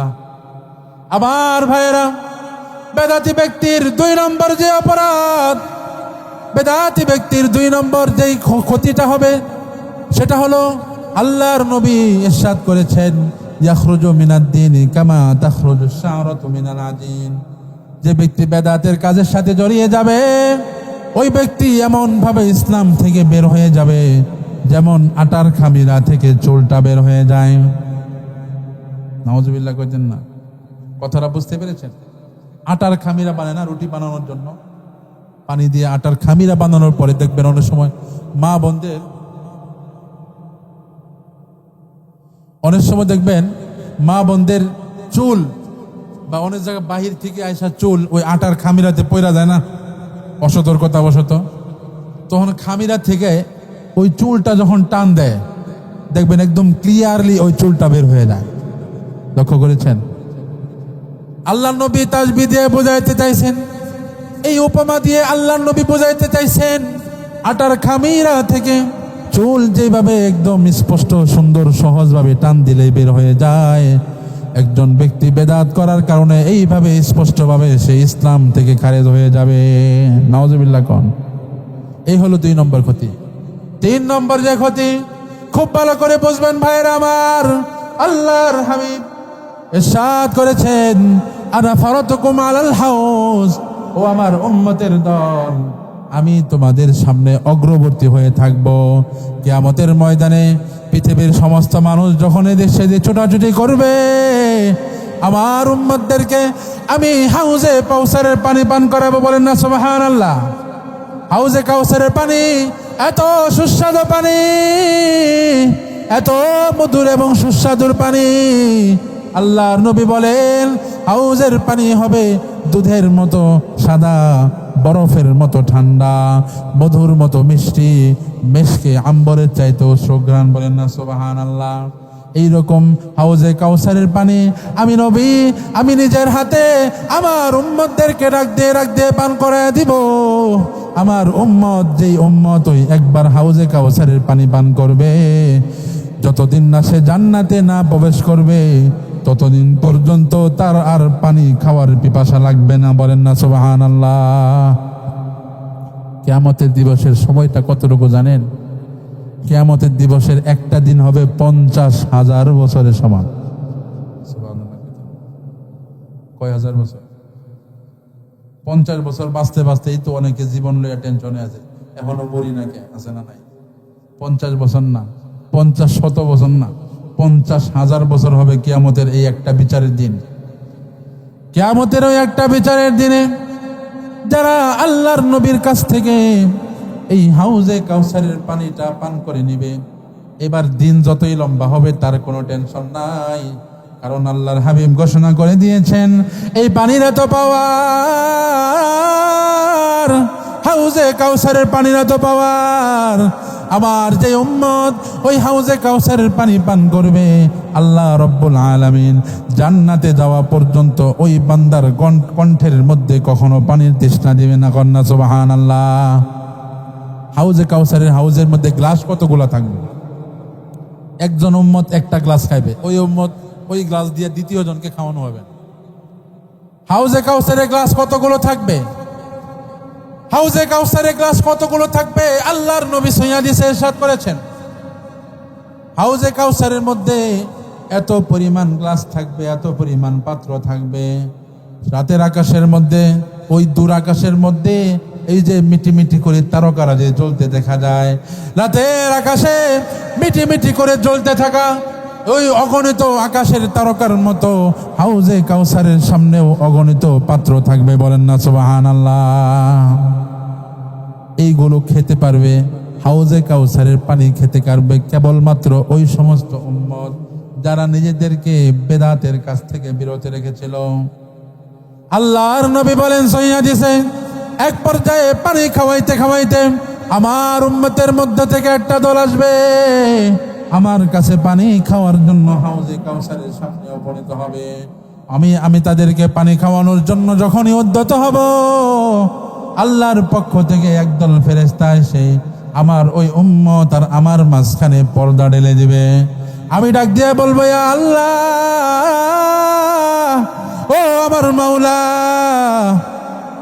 এরা তো আমার উম্মত, আমার উম্মতকে আমি হাউজে কাউসারের পানি খাওয়াইতে চাই, আপনি কেন তাদেরকে পর্দার আড়ালে ফেলে দিলেন? আল্লাহ রাব্বুল আলামিনের পক্ষ থেকে আল্লাহর রহমতের ফেরেশতারা ঘোষণা করবে, ইয়া রাসূলুল্লাহ, ইয়া হাবিবাল্লাহ, আপনি তো তাদেরকে উম্মত মনে করেছেন, ঠিক আছে, কিন্তু আপনি জানেন না আপনার মৃত্যুর পরে আপনার এই উম্মতেরা দুনিয়ায় বেঁচে থাকাকালীন তারা যখন জীবন যাপন করত, তারা আপনার মৃত্যুর পরে আপনার ধর্মের মধ্যে বিভিন্ন বেদাতের কাজের মধ্যে জড়ায় যাইত। নাউজুবিল্লাহ কন্যা। এই হাদিস থেকে আমরা কি বুঝতে পারলাম?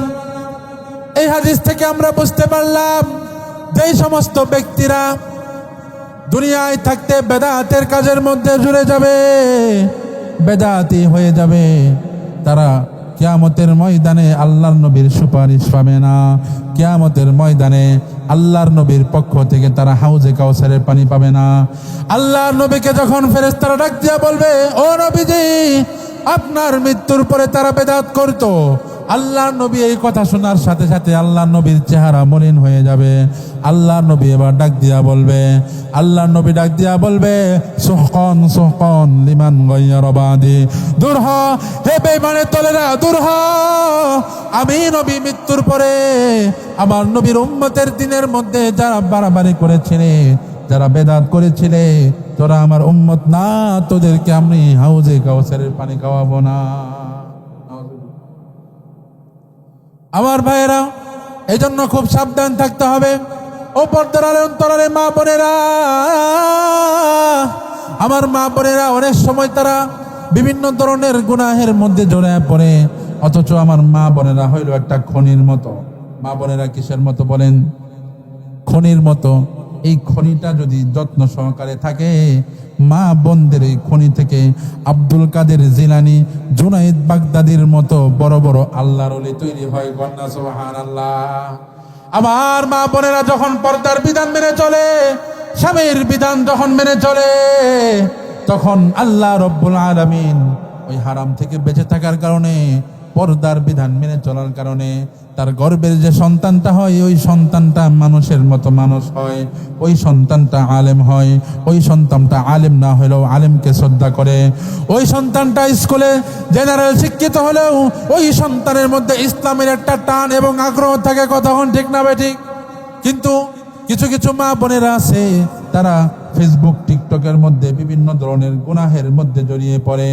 কিছু কিছু মা বোন আছে বিউটি পার্লারে যায়, বিউটি পার্লারে যায় বউ প্লাগ করে, বিভিন্ন ধরনের আকৃতি বিকৃত করে, যেই বিষয়গুলো সরাসরি কবিরা গুনাহ। এই জন্য আমার মধ্যবিটা দিয়ার মা বোনেরা, ও আমার মমতাময়ী মা বোনেরা, আপনাদের পায়ে হাত রেখে বলতে চাই, আপনারা সাজুগুজু করেন, কোনো সমস্যা নাই। ইসলামে সাজুগুজু নিষেধ করে নাই, স্বামীর জন্য সাজা বৈধ আছে। কিন্তু আপনাদের পায়ে হাত রেখে বলতে চাই, মা বোনেরা, আপনারা বিউটি পার্লারে যান না। বিউটি পার্লারে গেলে শয়তান খুশি হয়ে যায় আর আল্লাহ তাআলা নারাজ হয়ে যায়। কন্যা ঠিক না বেটে? আমার ভাইরা, শুধু তাই নয়, ও আমার মা বোনেরা, আজকে এক ধরনের ট্রেন্ডিং বের হয়েছে বিবাহের সময়। বিবাহের সময় আমরা দেখি, বিবাহের সময় আমরা লক্ষ্য করি, মেয়েদেরকে, কন্যাদেরকে সকাল সকাল তাদেরকে বিউটি পার্লারে পাঠিয়ে দেওয়া হয়। বিউটি পার্লার থেকে 4 ঘন্টা 5 ঘন্টা 6 ঘন্টা লাগায় তাদেরকে সাজায় আনা হয়। আরেক ধরনের ইভেন্ট ম্যানেজমেন্ট বাইর হয়েছে। ওই ইমেজ ম্যানেজমেন্টের লোকেরা তারা বিভিন্ন ধরনের সুন্দর সুন্দর রং বেরঙের চেয়ার সাজায় রাখে। বিউটি পার্লার থেকে সাজায় আইনা ওই বরের, ওই কন্যাটাকে, ওই বউটাকে সুন্দর করে সোফার মধ্যে মূর্তিদের, হিন্দুদের মূর্তির মতো এইভাবে বসায় রাখে। আপনারা লক্ষ্য করছেন বিষয়টা? আপনাদের মধ্যবিটা দিয়ে মনে হয় এই ট্রেন্ডিং আসে নাই এখনো? আইছে? আইছে? লজ্জা শরমের মাথা খেয়ে, লজ্জা শরমের মাথা খেয়ে বেপরদা কইরা এক নম্বর অপরাধ, সে তো বিউটি পার্লারে গেছে। 2 নম্বর অপরাধ হলো বিউটি পার্লার থেকে আয়সা শত শত যুবকের সামনে আয়সা সোফার মধ্যে হিন্দুদের মূর্তির মতো দেবীর মতো এভাবে বৈশা থাকে, আরো শত শত যুবক দেখে আরো চোখের জিনা করে। কথা কন ঠিক না বেটি? এই ধরনের গুনাহ থেকে আমাদেরকে বাঁচতে হবে। যুবকেরা দেখে দেখে তখন এদের সমস্যা হয়। এই সমস্ত মেয়েদের উপর তারা যখন বেশি বেশি সাজুগুজু করে, তারা যখন এভাবে মূর্তির মতো বৈশা থাকে, তখন তাদের উপর দেখবেন অনেক সময় জিনের আসর করে। এই কারণে তাদের সংসার দাম্পত্য জীবনে দেখবেন অশান্তি কলহ লেগে থাকে। বিবাহের কয়েক বছর পরে দেখবেন ডিভোর্স হয়ে যায়, এমন আছে না নাই? এর কারণ কি? বিবাহের কয়েক বছর পরে বর্তমানে খালি ডিভোর্সের সংখ্যা, তালাকের সংখ্যা দিন দিন কমতাছে না বাড়তাছে? আপনারাই বলেন। আর একটু চিল্লাখন, কমে না বাড়ে? বাড়তাছে। এরপরেও কেন আমরা সচেতন হই না? এর কারণ কি? ডিভোর্সের মধ্যে এত ডিভোর্স হচ্ছে, ছেলেও ভালো মেয়েও ভালো, কিন্তু এরপরও বনগণা হচ্ছে না কেন? কারণ যেদিন তারা বিবাহ করেছে আল্লাহর কোনো বিধান তারা মানে নাই, আল্লাহ রসুলের কোনো সুন্নত তারা মানে নাই, একদম বিজাতীয় কৃষ্টি কালচার অনুসরণ করে তারা যখন বিবাহ করেছে, তখন আল্লাহ তাআলা তাদের বিবাহের বরকত উঠিয়ে দিয়েছে। কোন ঠিক না বেটি? এইগুলো, এই ধরনের কাজ থেকেও আমাদের বিরত থাকতে হবে। রাজি আছেন তো ইনশাল্লাহ? আবার মা বোনদের পায়ে হাত রেখে বলতে চাই, যারা যা করেছে করেছে, সামনে থেকে আপনারা যখন আপনাদের মেয়েকে বিবাহ দিবেন বা আমার যে বোনেরা বিবাহ বসবেন, আপনারা এই ধরনের বেপরদিকি করে একদম ভূতের মতো সাজ্জা এরকম মূর্তিদের, হিন্দুদের মূর্তির মতো দেবীর মতো এভাবে বসে থাকবেন, আর শত শত যুবক তার চোখের জিনা করবে। আপনি মনে রাখেন, এইরকম যদি করেন আপনার বিবাহের পরবর্তী জীবন কখনো শান্তি হবে না। ঠিক না ঠিক? এই জন্য আমার ভাইয়েরা, আমার মা বোনেরা খুব সতর্ক থাকবেন। আমার ভাইয়েরা, আজকে আমাদেরকে যে বিষয়টা দেওয়া হয়েছিল এর মধ্যে দ্বিতীয় একটা বিষয় হলো শিরিক। শিরিক হলো বেদাতের থেকে আরো জঘন্য অপরাধ। একটা উদাহরণ দিলে খুব ভালো করে বুঝবেন। মনে করেন আপনি 60 বছর ধরে ইবাদত বন্দেগী করতেছেন, 60 বছর ইবাদত বন্দেগী করার পরে একটা শিরিক করেছেন, আপনার সমস্ত আমল ধ্বংস হয়ে গেছে। একটা উদাহরণ দিলে খুব ভালো করে বুঝবেন। ও মধ্যবিত্তের যুবক ভাইয়েরা, আমার কলিজার টুকরা মা বোনেরা, যুবক ভাইয়েরা, একজন ব্যক্তি যখন 100 তালা কোনো বিল্ডিং বানায়, 10 তালা কোনো বিল্ডিং বানায়, কোটি কোটি টাকা খরচ করে একটা বিল্ডিং বানাইলো, বিল্ডিং এর সমস্ত কাজ কমপ্লিট করে ফেললো। এরপরে যদি ওই বিল্ডিং এর মধ্যে 20,000 টাকার দামের, 50,000 টাকা দামের, 1 লক্ষ টাকা দামের একটা বোম এনে যদি বিল্ডিং এর মাঝখানে ফাটানো হয়, বলেন তো দেখি কোটি টাকার বিল্ডিংটা দাঁড়ায় থাকবে নাকি ধসে পড়বে? যদিও বিল্ডিং বানাইতে খরচ হয়েছে 100 কোটি, আর বোমাটার দাম হলো মাত্র 1 লক্ষ টাকা। এই 1 লক্ষ টাকার বোমাটা 100 কোটি টাকার বিল্ডিং ধ্বংস করতে পারে কি পারে না? শিরিকটা হলো এরকম। এজন্য আমার কলিজার টুকরা যুবক ভাইরা, শিরিক থেকে আমাদেরকে বাঁচতে হবে। কারণ শিরিক এটা এত বড় জুলুম, এত বড় অন্যায়। আল্লাহ রাব্বুল আলামিন পবিত্র কোরআনে বলেন, পবিত্র কোরআনে সূরা নিসায় আল্লাহ ইরশাদ করেন, ইন্নাল্লাহা লা ইয়াগফিরু আন ইউশরাকা বিহি ওয়া ইয়াগফিরু মা দুনা যালিকা লিমান ইয়াশা। এই আমার বান্দারা,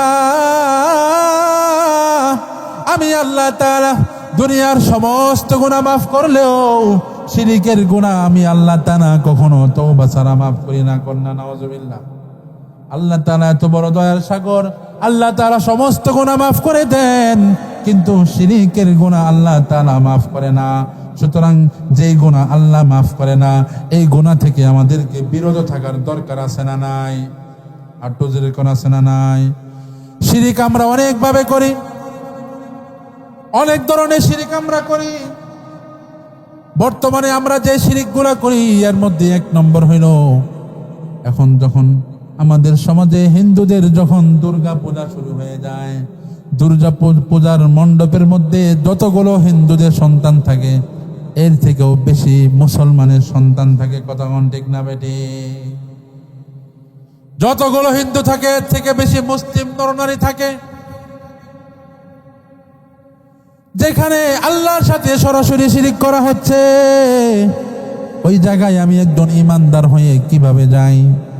আমার ভাইয়েরা, একটা প্রশ্ন আপনাদেরকে করি। আমরা যেদিন কোরবানি দিতে গরু জবাই করি, আমরা যেদিন রোজার ঈদে ঈদগাহে যাই, আমাদের ঈদের অনুষ্ঠানে আমাদের গরু জবাই করার সময় কোনো হিন্দু এসে বসে থাকে নাকি? কোনো হিন্দু এসে কি বলে, আসো ভাই তুমি গরু জবাই করতেছো, গরুটা ধইরা দেই, তুমি জবাই করো? এরকম হয় কোনো সময়? সুতরাং হিন্দুরা তাদের রুল অনুযায়ী ঠিক আছে। হিন্দুরা তারা যে বাতিল ধর্মের উপর আছে, তারপরেও তারা সেই মিথ্যা ধর্মের উপর তাদের রীতি অনুযায়ী তারা ঠিক আছে। কিন্তু আমরা তো ইসলাম ধর্ম, আমরা তো ইসলাম ধর্মের মা বাবার ঘরে, মুসলমান ঘরে জন্মগ্রহণ করে ফিরি ফিরি যে ইসলাম পায়ে ফেলেছি, এই জন্য ইসলামের আমাদের কাছে দাম নাই। ইসলাম ধর্মের মাথা খেয়ে আমরা ইসলাম ধর্মের অনুশাসন না মেনে ইসলাম আমরা নিজেদের গায়রতকে বলে গিয়ে হিন্দুদের পূজা মণ্ডপের সাথে বেটকায়া তাকায়া থাকি। কথা ঠিক না বেরি?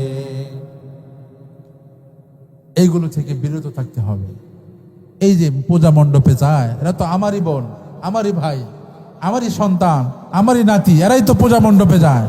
আপনারা মুরব্বী বাবাজিরা যারা আছেন, আপনারা মায়েরা যারা আছেন, আপনারা সতর্ক থাকবেন। হিন্দুদের পূজার সময় আপনার সন্তান, আপনার ভাই, তারা যেন, আপনার বোন, তারা যেন হিন্দুদের ওই অনুষ্ঠানে, মূর্তি পূজা অনুষ্ঠানে না যায়। শিরকের গুনাহ হইলে আল্লাহ তাআলা সমস্ত আমল ধ্বংস করে দিবে, বলেন নাউজুবিল্লাহ। আমার ভাইরা, বর্তমানে মুসলমানরা আরেকটা শিরিক করে। সেটা হলো, তারা যখন মাজারে যায়, মাজারে গিয়ে তারা মাজারের মধ্যে যে বাবা শুয়ে আছে, ওই মাজারের মধ্যে গিয়ে সেজদা মারে। কথা কোন ঠিক না ঠিক? এরকম আছে না নাই? অনেকে আছে মরা লাশের মধ্যে সেজদা মারে। আবার কিছু লোক আছে মরা লাশ না, মাজারের যেই খাদেম আছে, বাবা সাদা পোশাক পরা থাকে, লাল উলকি পরা থাকে, ওই জেতা মানুষের পায়ে সেজদা দেয়। এমন মানুষও আছে না নাই? আপনারা বলেন তো দেখি, সেজদা একমাত্র দিতে হবে কার পায়ে? সেজদার উপযুক্ত একমাত্র কে? আল্লাহ ছাড়া পৃথিবীর অন্য কারো পায়ে সেজদা দেওয়া যাবে নাকি? না, আল্লাহ ছাড়া পৃথিবীর অন্য কারো পায়ে কোনো সেজদা দেওয়া যাবে না। আল্লাহর হাবিব সহিহ হাদিসে ঘোষণা করেছেন, আল্লাহ তাআলা ছাড়া পৃথিবীর কোনো মানুষ যদি আরেকজন মানুষকে সেজদা দেওয়া জায়েজ হইতো, আমি পৃথিবীর সমস্ত মহিলাদেরকে আদেশ করতাম, ও মহিলারা, তোমরা তোমাদের স্বামীর পায়ে সেজদা করো। বলেন না সুবহানাল্লাহ। মানুষ যদি মানুষের পায়ে সেজদা করা জায়েজ হইতো, তাহলে পৃথিবীর সমস্ত স্ত্রীদেরকে আমি নবী আদেশ করতাম যে তোমরা তোমাদের স্বামীর সম্মানার্থে স্বামীর পায়ে সেজদা করো। কিন্তু আমি সেটা করি নাই, স্বামীর পায়ে সেজদা দিতে বলি নাই, কারণ সেজদার উপযুক্ত একমাত্র কে? আল্লাহ ছাড়া কারো নামে সেজদা দেওয়া যাবে নাকি? আল্লাহ ছাড়া কারো নামে পায়ে সেজদা দেওয়া যাবে না। সুতরাং যারা সেজদা দিয়েছেন, এতদিন বিভিন্ন ধরনের শিরকের গুনাহে লিপ্ত হয়েছেন, এতদিন বিভিন্ন ধরনের শিরিক, বিভিন্ন ধরনের বিদআতের গুনাহ আমাদের দ্বারা হয়ে গিয়েছে। শয়তান আমাদেরকে ওয়াসওয়াসা দিয়ে বিভিন্ন সময় বিভিন্ন ধরনের অপরাধ আমাদেরকে জড়িয়ে দিয়েছে। এই জন্য আসেন আমরা আল্লাহর কাছে তওবা করি, আমরা আল্লাহর কাছে মাফ চাই। আল্লাহ, এতদিন যত গুনাহ আমরা করেছি, যত শিরিক বিদআতের গুনাহ করেছি, সমস্ত ধরনের শিরিক বিদআতের গুনাহ থেকে আমরা আপনার কাছে পানা চাই। রাজি আছেন তো ইনশাআল্লাহ? আসলে এবার আমরা জেনে নেই, এই যে শিরিকের গুনাহ আল্লাহ মাফ করবে না কেন? কেন শিরিকের গুনাহ মাফ করবে না? অল্প 2-4 মিনিট এটা আমরা বুঝে তারপরে আমরা তওবা ইস্তেগফার করে দোয়া করে চলে যাব। আর কয়েকটা মিনিট ধৈর্য ধারণ করে থাকতে পারবেন নি? থাকতে পারবেন ইনশাআল্লাহ? কষ্ট হইতেছে না তো? একজন মানুষ আরেকজনকে শরীক করে দুনিয়াতে, একজন মানুষ আরেকজনকে শরীক করে, মানে পার্টনার করে 3 কারণে। কয় কারণে করে? কয় কারণে? 1 নম্বর, ব্যবসা করবে, ব্যবসার মধ্যে পুঁজি লাগবে 2 কোটি টাকা, কিন্তু তার কাছে আছে নগদ 1 কোটি টাকা। এখন আরেক কোটি টাকা তার কাছে নাই। এই পুঁজির অভাবের কারণে আরেকজন শরীক খোঁজে, সে 1 কোটি টাকা দিলে 2 জনে মিলে বিনিয়োগ করে ব্যবসা করে। এইরকম শরীক আমাদের সমাজে আছে না নাই? তাহলে আমরা বুঝলাম দুনিয়াতে মানুষ একজন আরেকজনকে যে কোনো জায়গায় পার্টনার বানায়, শরিক বানায়, যেই 3 কারণে, এর মধ্যে 1 নম্বর কারণ হইল যদি পুঁজির স্বল্পতা থাকে, তাহলে মানুষ একজন আরেকজনকে তার পার্টনার বানায়। 2 নম্বর যে কারণে পার্টনার বানায়, 2 নম্বর যেই কারণে দুনিয়াতে মানুষ একজন আরেকজনকে পার্টনার বানায়, সেটা হলো একজন মানুষের টাকা আছে, কিন্তু কিভাবে কোন জায়গায় নাড়াচাড়া করলে, কোন জায়গায় খাটাইলে এই টাকাটা বাড়বে, ব্যবসা করা যাবে, এই প্রসেসটা তার জানা নাই। এরকম মানুষ আছে না নাই? তখন ওই লোকটা কি করে, আমার টাকা আছে, আরেকজন দক্ষ লোক আছে, দক্ষ লোক খুঁজা, তোমার দক্ষতা আমার টাকা, তোমার শ্রম আমার টাকা, এই 2টা মিলে তোমরা ব্যবসা করে, আছে না নাই? এই হলো 2 নম্বর। 3 নম্বর হলো নিজের টাকা পয়সা আছে, নিজের কাজের ও ব্যবসায়িক কাজের দক্ষতা আছে, কিন্তু বয়সের বার্ধক্যের কারণে এখন দুর্বল হয়ে গিয়েছে। ব্যবসার সমস্ত প্রসেসিং ঠিকই বোঝে, কিন্তু ব্যবসার ওই দোকানে গিয়ে বসার মতো শরীরে আর শক্তি কুলায় না। এমন লোক আছে না নাই? তখন তারা কি আরেকজন লোক খোঁজে, একজন শরিক খোঁজে, যে দোকানে বসবে, দোকানে বসে ম্যানেজারি করবে। কথা কোন আছে না নাই? তাহলে আমার ভাইয়েরা, আমরা যেটা বুঝতে পারলাম, দুনিয়াতে একজন মানুষ আরেকজন মানুষকে যে 3টা কারণে শরিক করে, কোনো বান্দা যখন আল্লাহর সাথে অন্য কাউকে শরিক করে, আল্লাহর পায়ে সেজদা দেয়, আবার মাজারে গিয়া বাবার পায়ে সেজদা দেয়, তখন মূলত সে আল্লাহ তাআলাকে অর্থনৈতিকভাবে দুর্বল বলতেছে, সে মূলত আল্লাহ তাআলাকে অদক্ষ বলতেছে, এবং সে আল্লাহ তাআলাকে দুর্বল বলে আখ্যায়িত করতেছে। কথা ঠিক না বেটি? সে মূলত বোঝাইতে চাচ্ছে আমার আল্লাহ তাআলা গরিব, আমার আল্লাহ তাআলার টাকা পয়সা নাই, এই কথা বোঝাইতেছে। অথচ আল্লাহ রাব্বুল আলামিন পবিত্র কোরআনে ঘোষণা করেন, ইন্নাল্লাহা হুয়াল গনিয়্যু ওয়া আনতুমুল ফুকারা, নিশ্চয় আমি আল্লাহ ধনী, তোমরা পৃথিবীতে যারা আছো তোমরা সকলে হলে গরিব। একমাত্র যিনিকে চিল্লায়া বলেন, পৃথিবীর একমাত্র ধনীকে সকলে চিল্লায়া বলেন, পৃথিবীর একমাত্র ধনীকে, একমাত্র ধনী আল্লাহ। আল্লাহ তাআলা যদি আমাদেরকে সম্পদ না দিত, আমাদেরকে দয়া কইরা আমাদেরকে ধনী না বানাইতো, আমরা কি সম্পদ পাইতাম নাকি? পাইতাম না। তাহলে আল্লাহ তাআলা ধনী, অথচ আমরা আল্লাহ যারা শিরিক করে তারা আল্লাহ তাআলাকে গরিব সাব্যস্ত করতে চায়। 2 নম্বর, তারা আল্লাহ তাআলাকে অদক্ষ সাব্যস্ত করতে চায়। অথচ আল্লাহ রাব্বুল আলামিন বলেন, আমি আল্লাহ তাআলা অদক্ষ নই, আমি আল্লাহ তাআলা মূর্খ নই, বরং পৃথিবীর যত জ্ঞান আছে সমস্ত জ্ঞানের একমাত্র অধিকারী কে? আর একটু চিল্লা বলেন, পৃথিবীর একমাত্র একচ্ছত্র জ্ঞানের অধিকারী কে? আল্লাহ তাআলা আমাদেরকে অল্প কিছু জ্ঞান দিয়েছেন। আল্লাহ রাব্বুল আলামিন পবিত্র কোরআনে বলেন, ওয়া মা উতিতুম মিনাল ইলমি ইল্লা কলিলা, ও আমার বান্দারা, তোমাদেরকে অল্প কিছু জ্ঞান দেওয়া হয়েছে, বেশি জ্ঞান দেওয়া হয় না। সমস্ত জ্ঞানের অধিকারী আল্লাহ। 3 নম্বর যে বিষয় নোকসান, 3 নম্বর হলো আল্লাহ তাআলাকে তারা দুর্বল সাব্যস্ত করে, যারা শিরিক করে। আমার ভাইয়েরা, আপনাদের কাছে প্রশ্ন করতে চাই, আল্লাহ রাব্বুল আলামিন, যে আল্লাহ তাআলা ফিরাউনকে নীল নদের মধ্যে চুবাইয়া মেরেছিল, ওই আল্লাহ তাআলা এখনো আছে না নাই? ওই আল্লাহ তাআলার তখন যে শক্তি ছিল, এখন কি আল্লাহ তাআলা বয়স হয়ে গিয়েছে নাকি? আল্লাহ তাআলা শরীরে দুর্বলতা চলে এসেছে নাকি? আল্লাহ তাআলা তো দুর্বল হয় নাই, আল্লাহ তাআলার মধ্যে কোনো বার্ধক্য আসে নাই।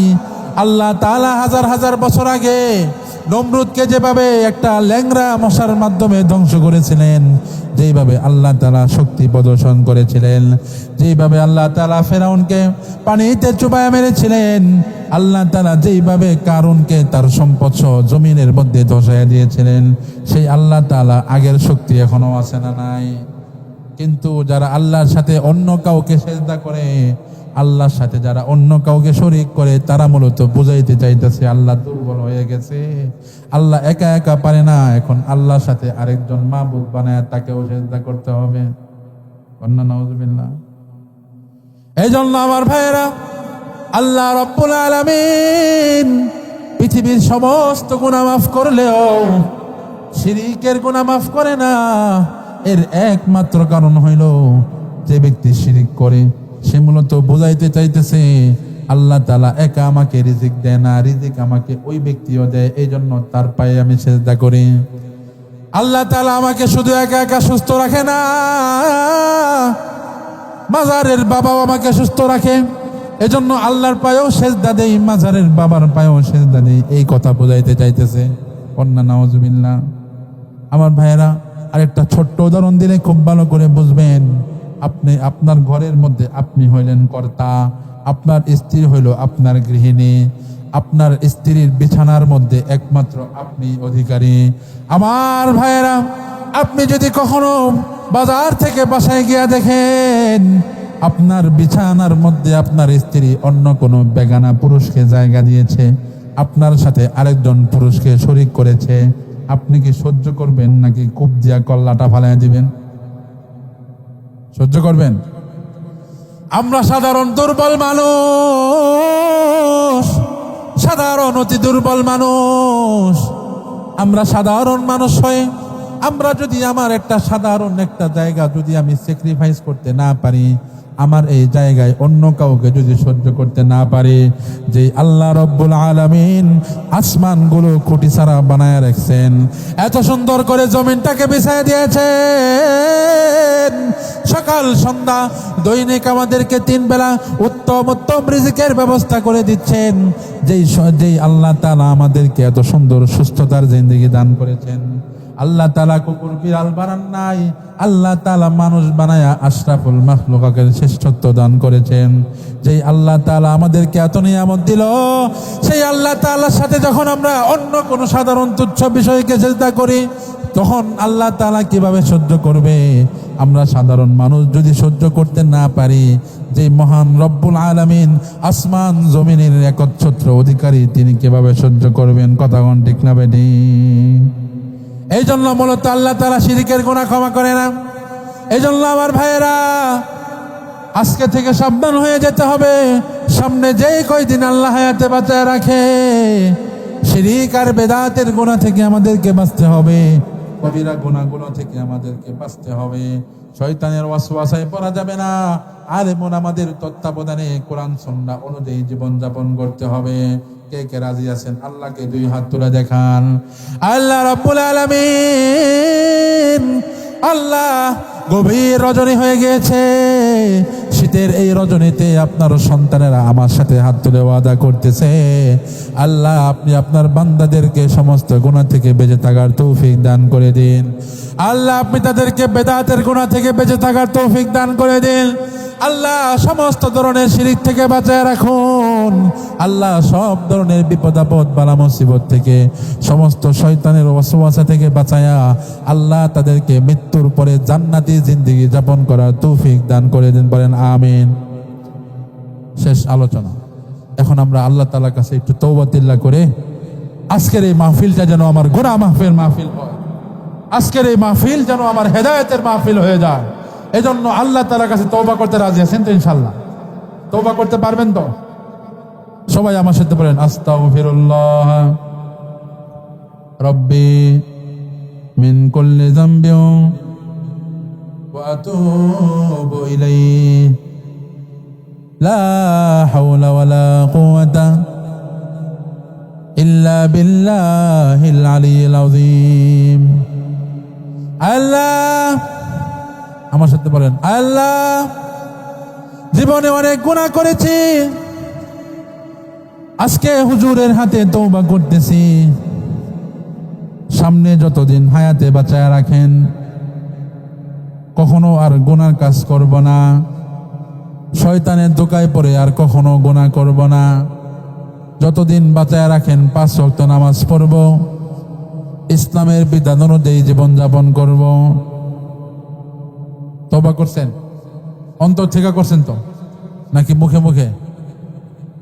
মুখে মুখে এক কথা, আর অন্তরে যদি থাকে আরেকটা, তার নাম কি? মুনাফিক। তার নাম কি? এটা মুনাফিকি করতে আসছেন?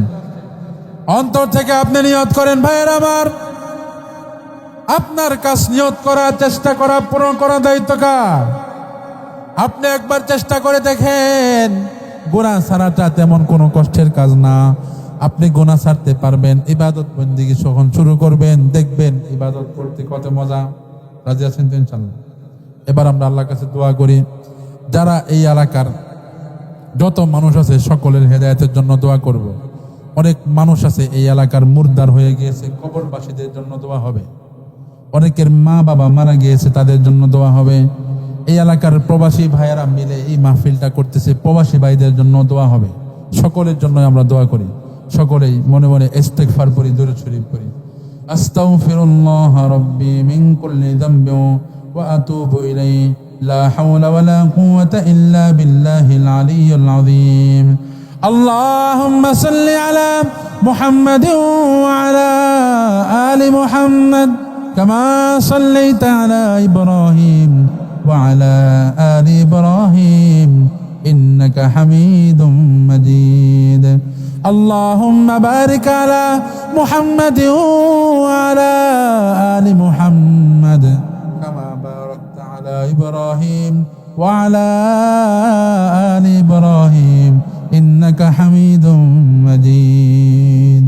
সকলে অন্তরটাকে নরম করে চোখটা বন্ধ করে আল্লাহ তাআলার কাছে দোয়া করি। আল্লাহ তাআলাকে ডাক দেয়া বলে, দুনিয়ার মানুষকে ডাক দিলে তারা খারাপ মনে করে, দুনিয়ার মানুষকে ডাক দিলে মানুষেরা বিরক্ত হয়, কিন্তু আমার আল্লাহ, আমার আপনার মাওলা এত দয়ালু। আমার আল্লাহর কাছে, আমার মাওলার কাছে যতই চাইবেন ততই আমার মাওলা খুশি হবে। কথা ঠিক না বেটি? এই জন্য মাওলা পাকের কাছে অন্তরটা নরম কইরা চোখের পানি ছেড়ে দিয়ে আল্লাহকে ডাক দিয়ে বলেন, আল্লাহ। আল্লাহকে যদি অন্তর থেকে চোখের পানি ছেড়ে দিয়ে ডাক দিয়া বলেন, আল্লাহ আল্লাহ, এই মাহফিল হয়তো আমার জীবনের শেষ মাহফিল। কত মানুষ গত মাহফিলে ছিল, এই মাহফিলে তারা কবরের বাসিন্দা হয়ে গিয়েছে। আল্লাহ, এটা হইতে পারে আমাদের শেষ মাহফিল। আগামী বছর যখন এই মাঠে, এই মসজিদের সামনে মাহফিল হবে, তখন হয়তো আমরা দুনিয়ায় থাকবো না, তখন হয়তো আমরা দুনিয়া থেকে চলে যাব। রব্বুল আলামিন দুনিয়ার জীবনের শেষ মাহফিল হতে পারে, দুনিয়ার জীবনের শেষ রজনী হতে পারে। আগামী রাত আস্তে আস্তে অনেকে আমরা কবরে চলে যাব।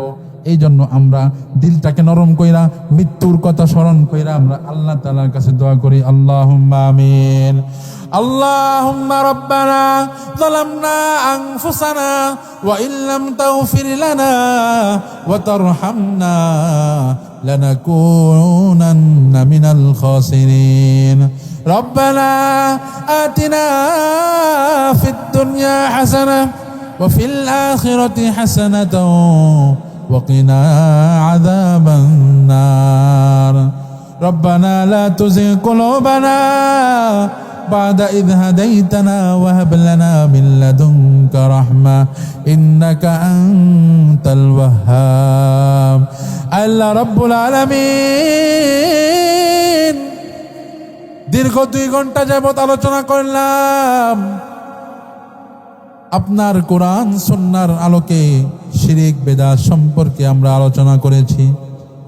আপনার কোরআন সুন্নাহর পাগল কিছু বান্দারা দীর্ঘ সময় ধরে আল্লাহ অত্যন্ত ধৈর্য সহকারে, ধৈর্যের পরিচয় দিয়ে আপনার জান্নাত লাভের আশায়, আপনার ক্ষমা প্রার্থনার জন্য আখেরি মোনাজাত পর্যন্ত যারা বসেছিল, মাওলা রব্বুল আলামিন আমার সেই সমস্ত ভাইদের জিন্দেগীর তামাম গুনাহ খাতা আপনি মাফ করে দিন।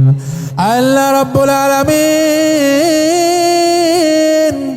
জীবনে এমন কোন গুনাহ নেই যে গুনাহ আমরা করি নাই। সগীরা কবিরা, জাহিরি বাতিনি, ইচ্ছায় অনিচ্ছায় যত গুনাহ আমরা করেছি মাওলা, সমস্ত গুনাহ থেকে তওবা করতেছি। আল্লাহ, আজকে রাতের এই অন্ধকার রাত্রিকে সাক্ষী রাখলাম, এই অন্ধকার খোলা আকাশের নিচে আপনাকে সাক্ষী রাখলাম। আল্লাহ, আপনি সাক্ষী থাকেন। আল্লাহ, সারা জীবনে যত গুনাহ করেছি সমস্ত গুনাহ থেকে তওবা করতেছি। আল্লাহ আমাদের জিন্দেগির तमाम গুনাহ খাতা আপনি মাফ করে দিন। আল্লাহ রব্বুল আলামিন কত মানুষ কত বছর মাহফিলের সময় জীবিত ছিল, কিন্তু আজকে এই বছরের মাহফিলের সময় তারা দুনিয়া ছেড়ে চলে গিয়েছে।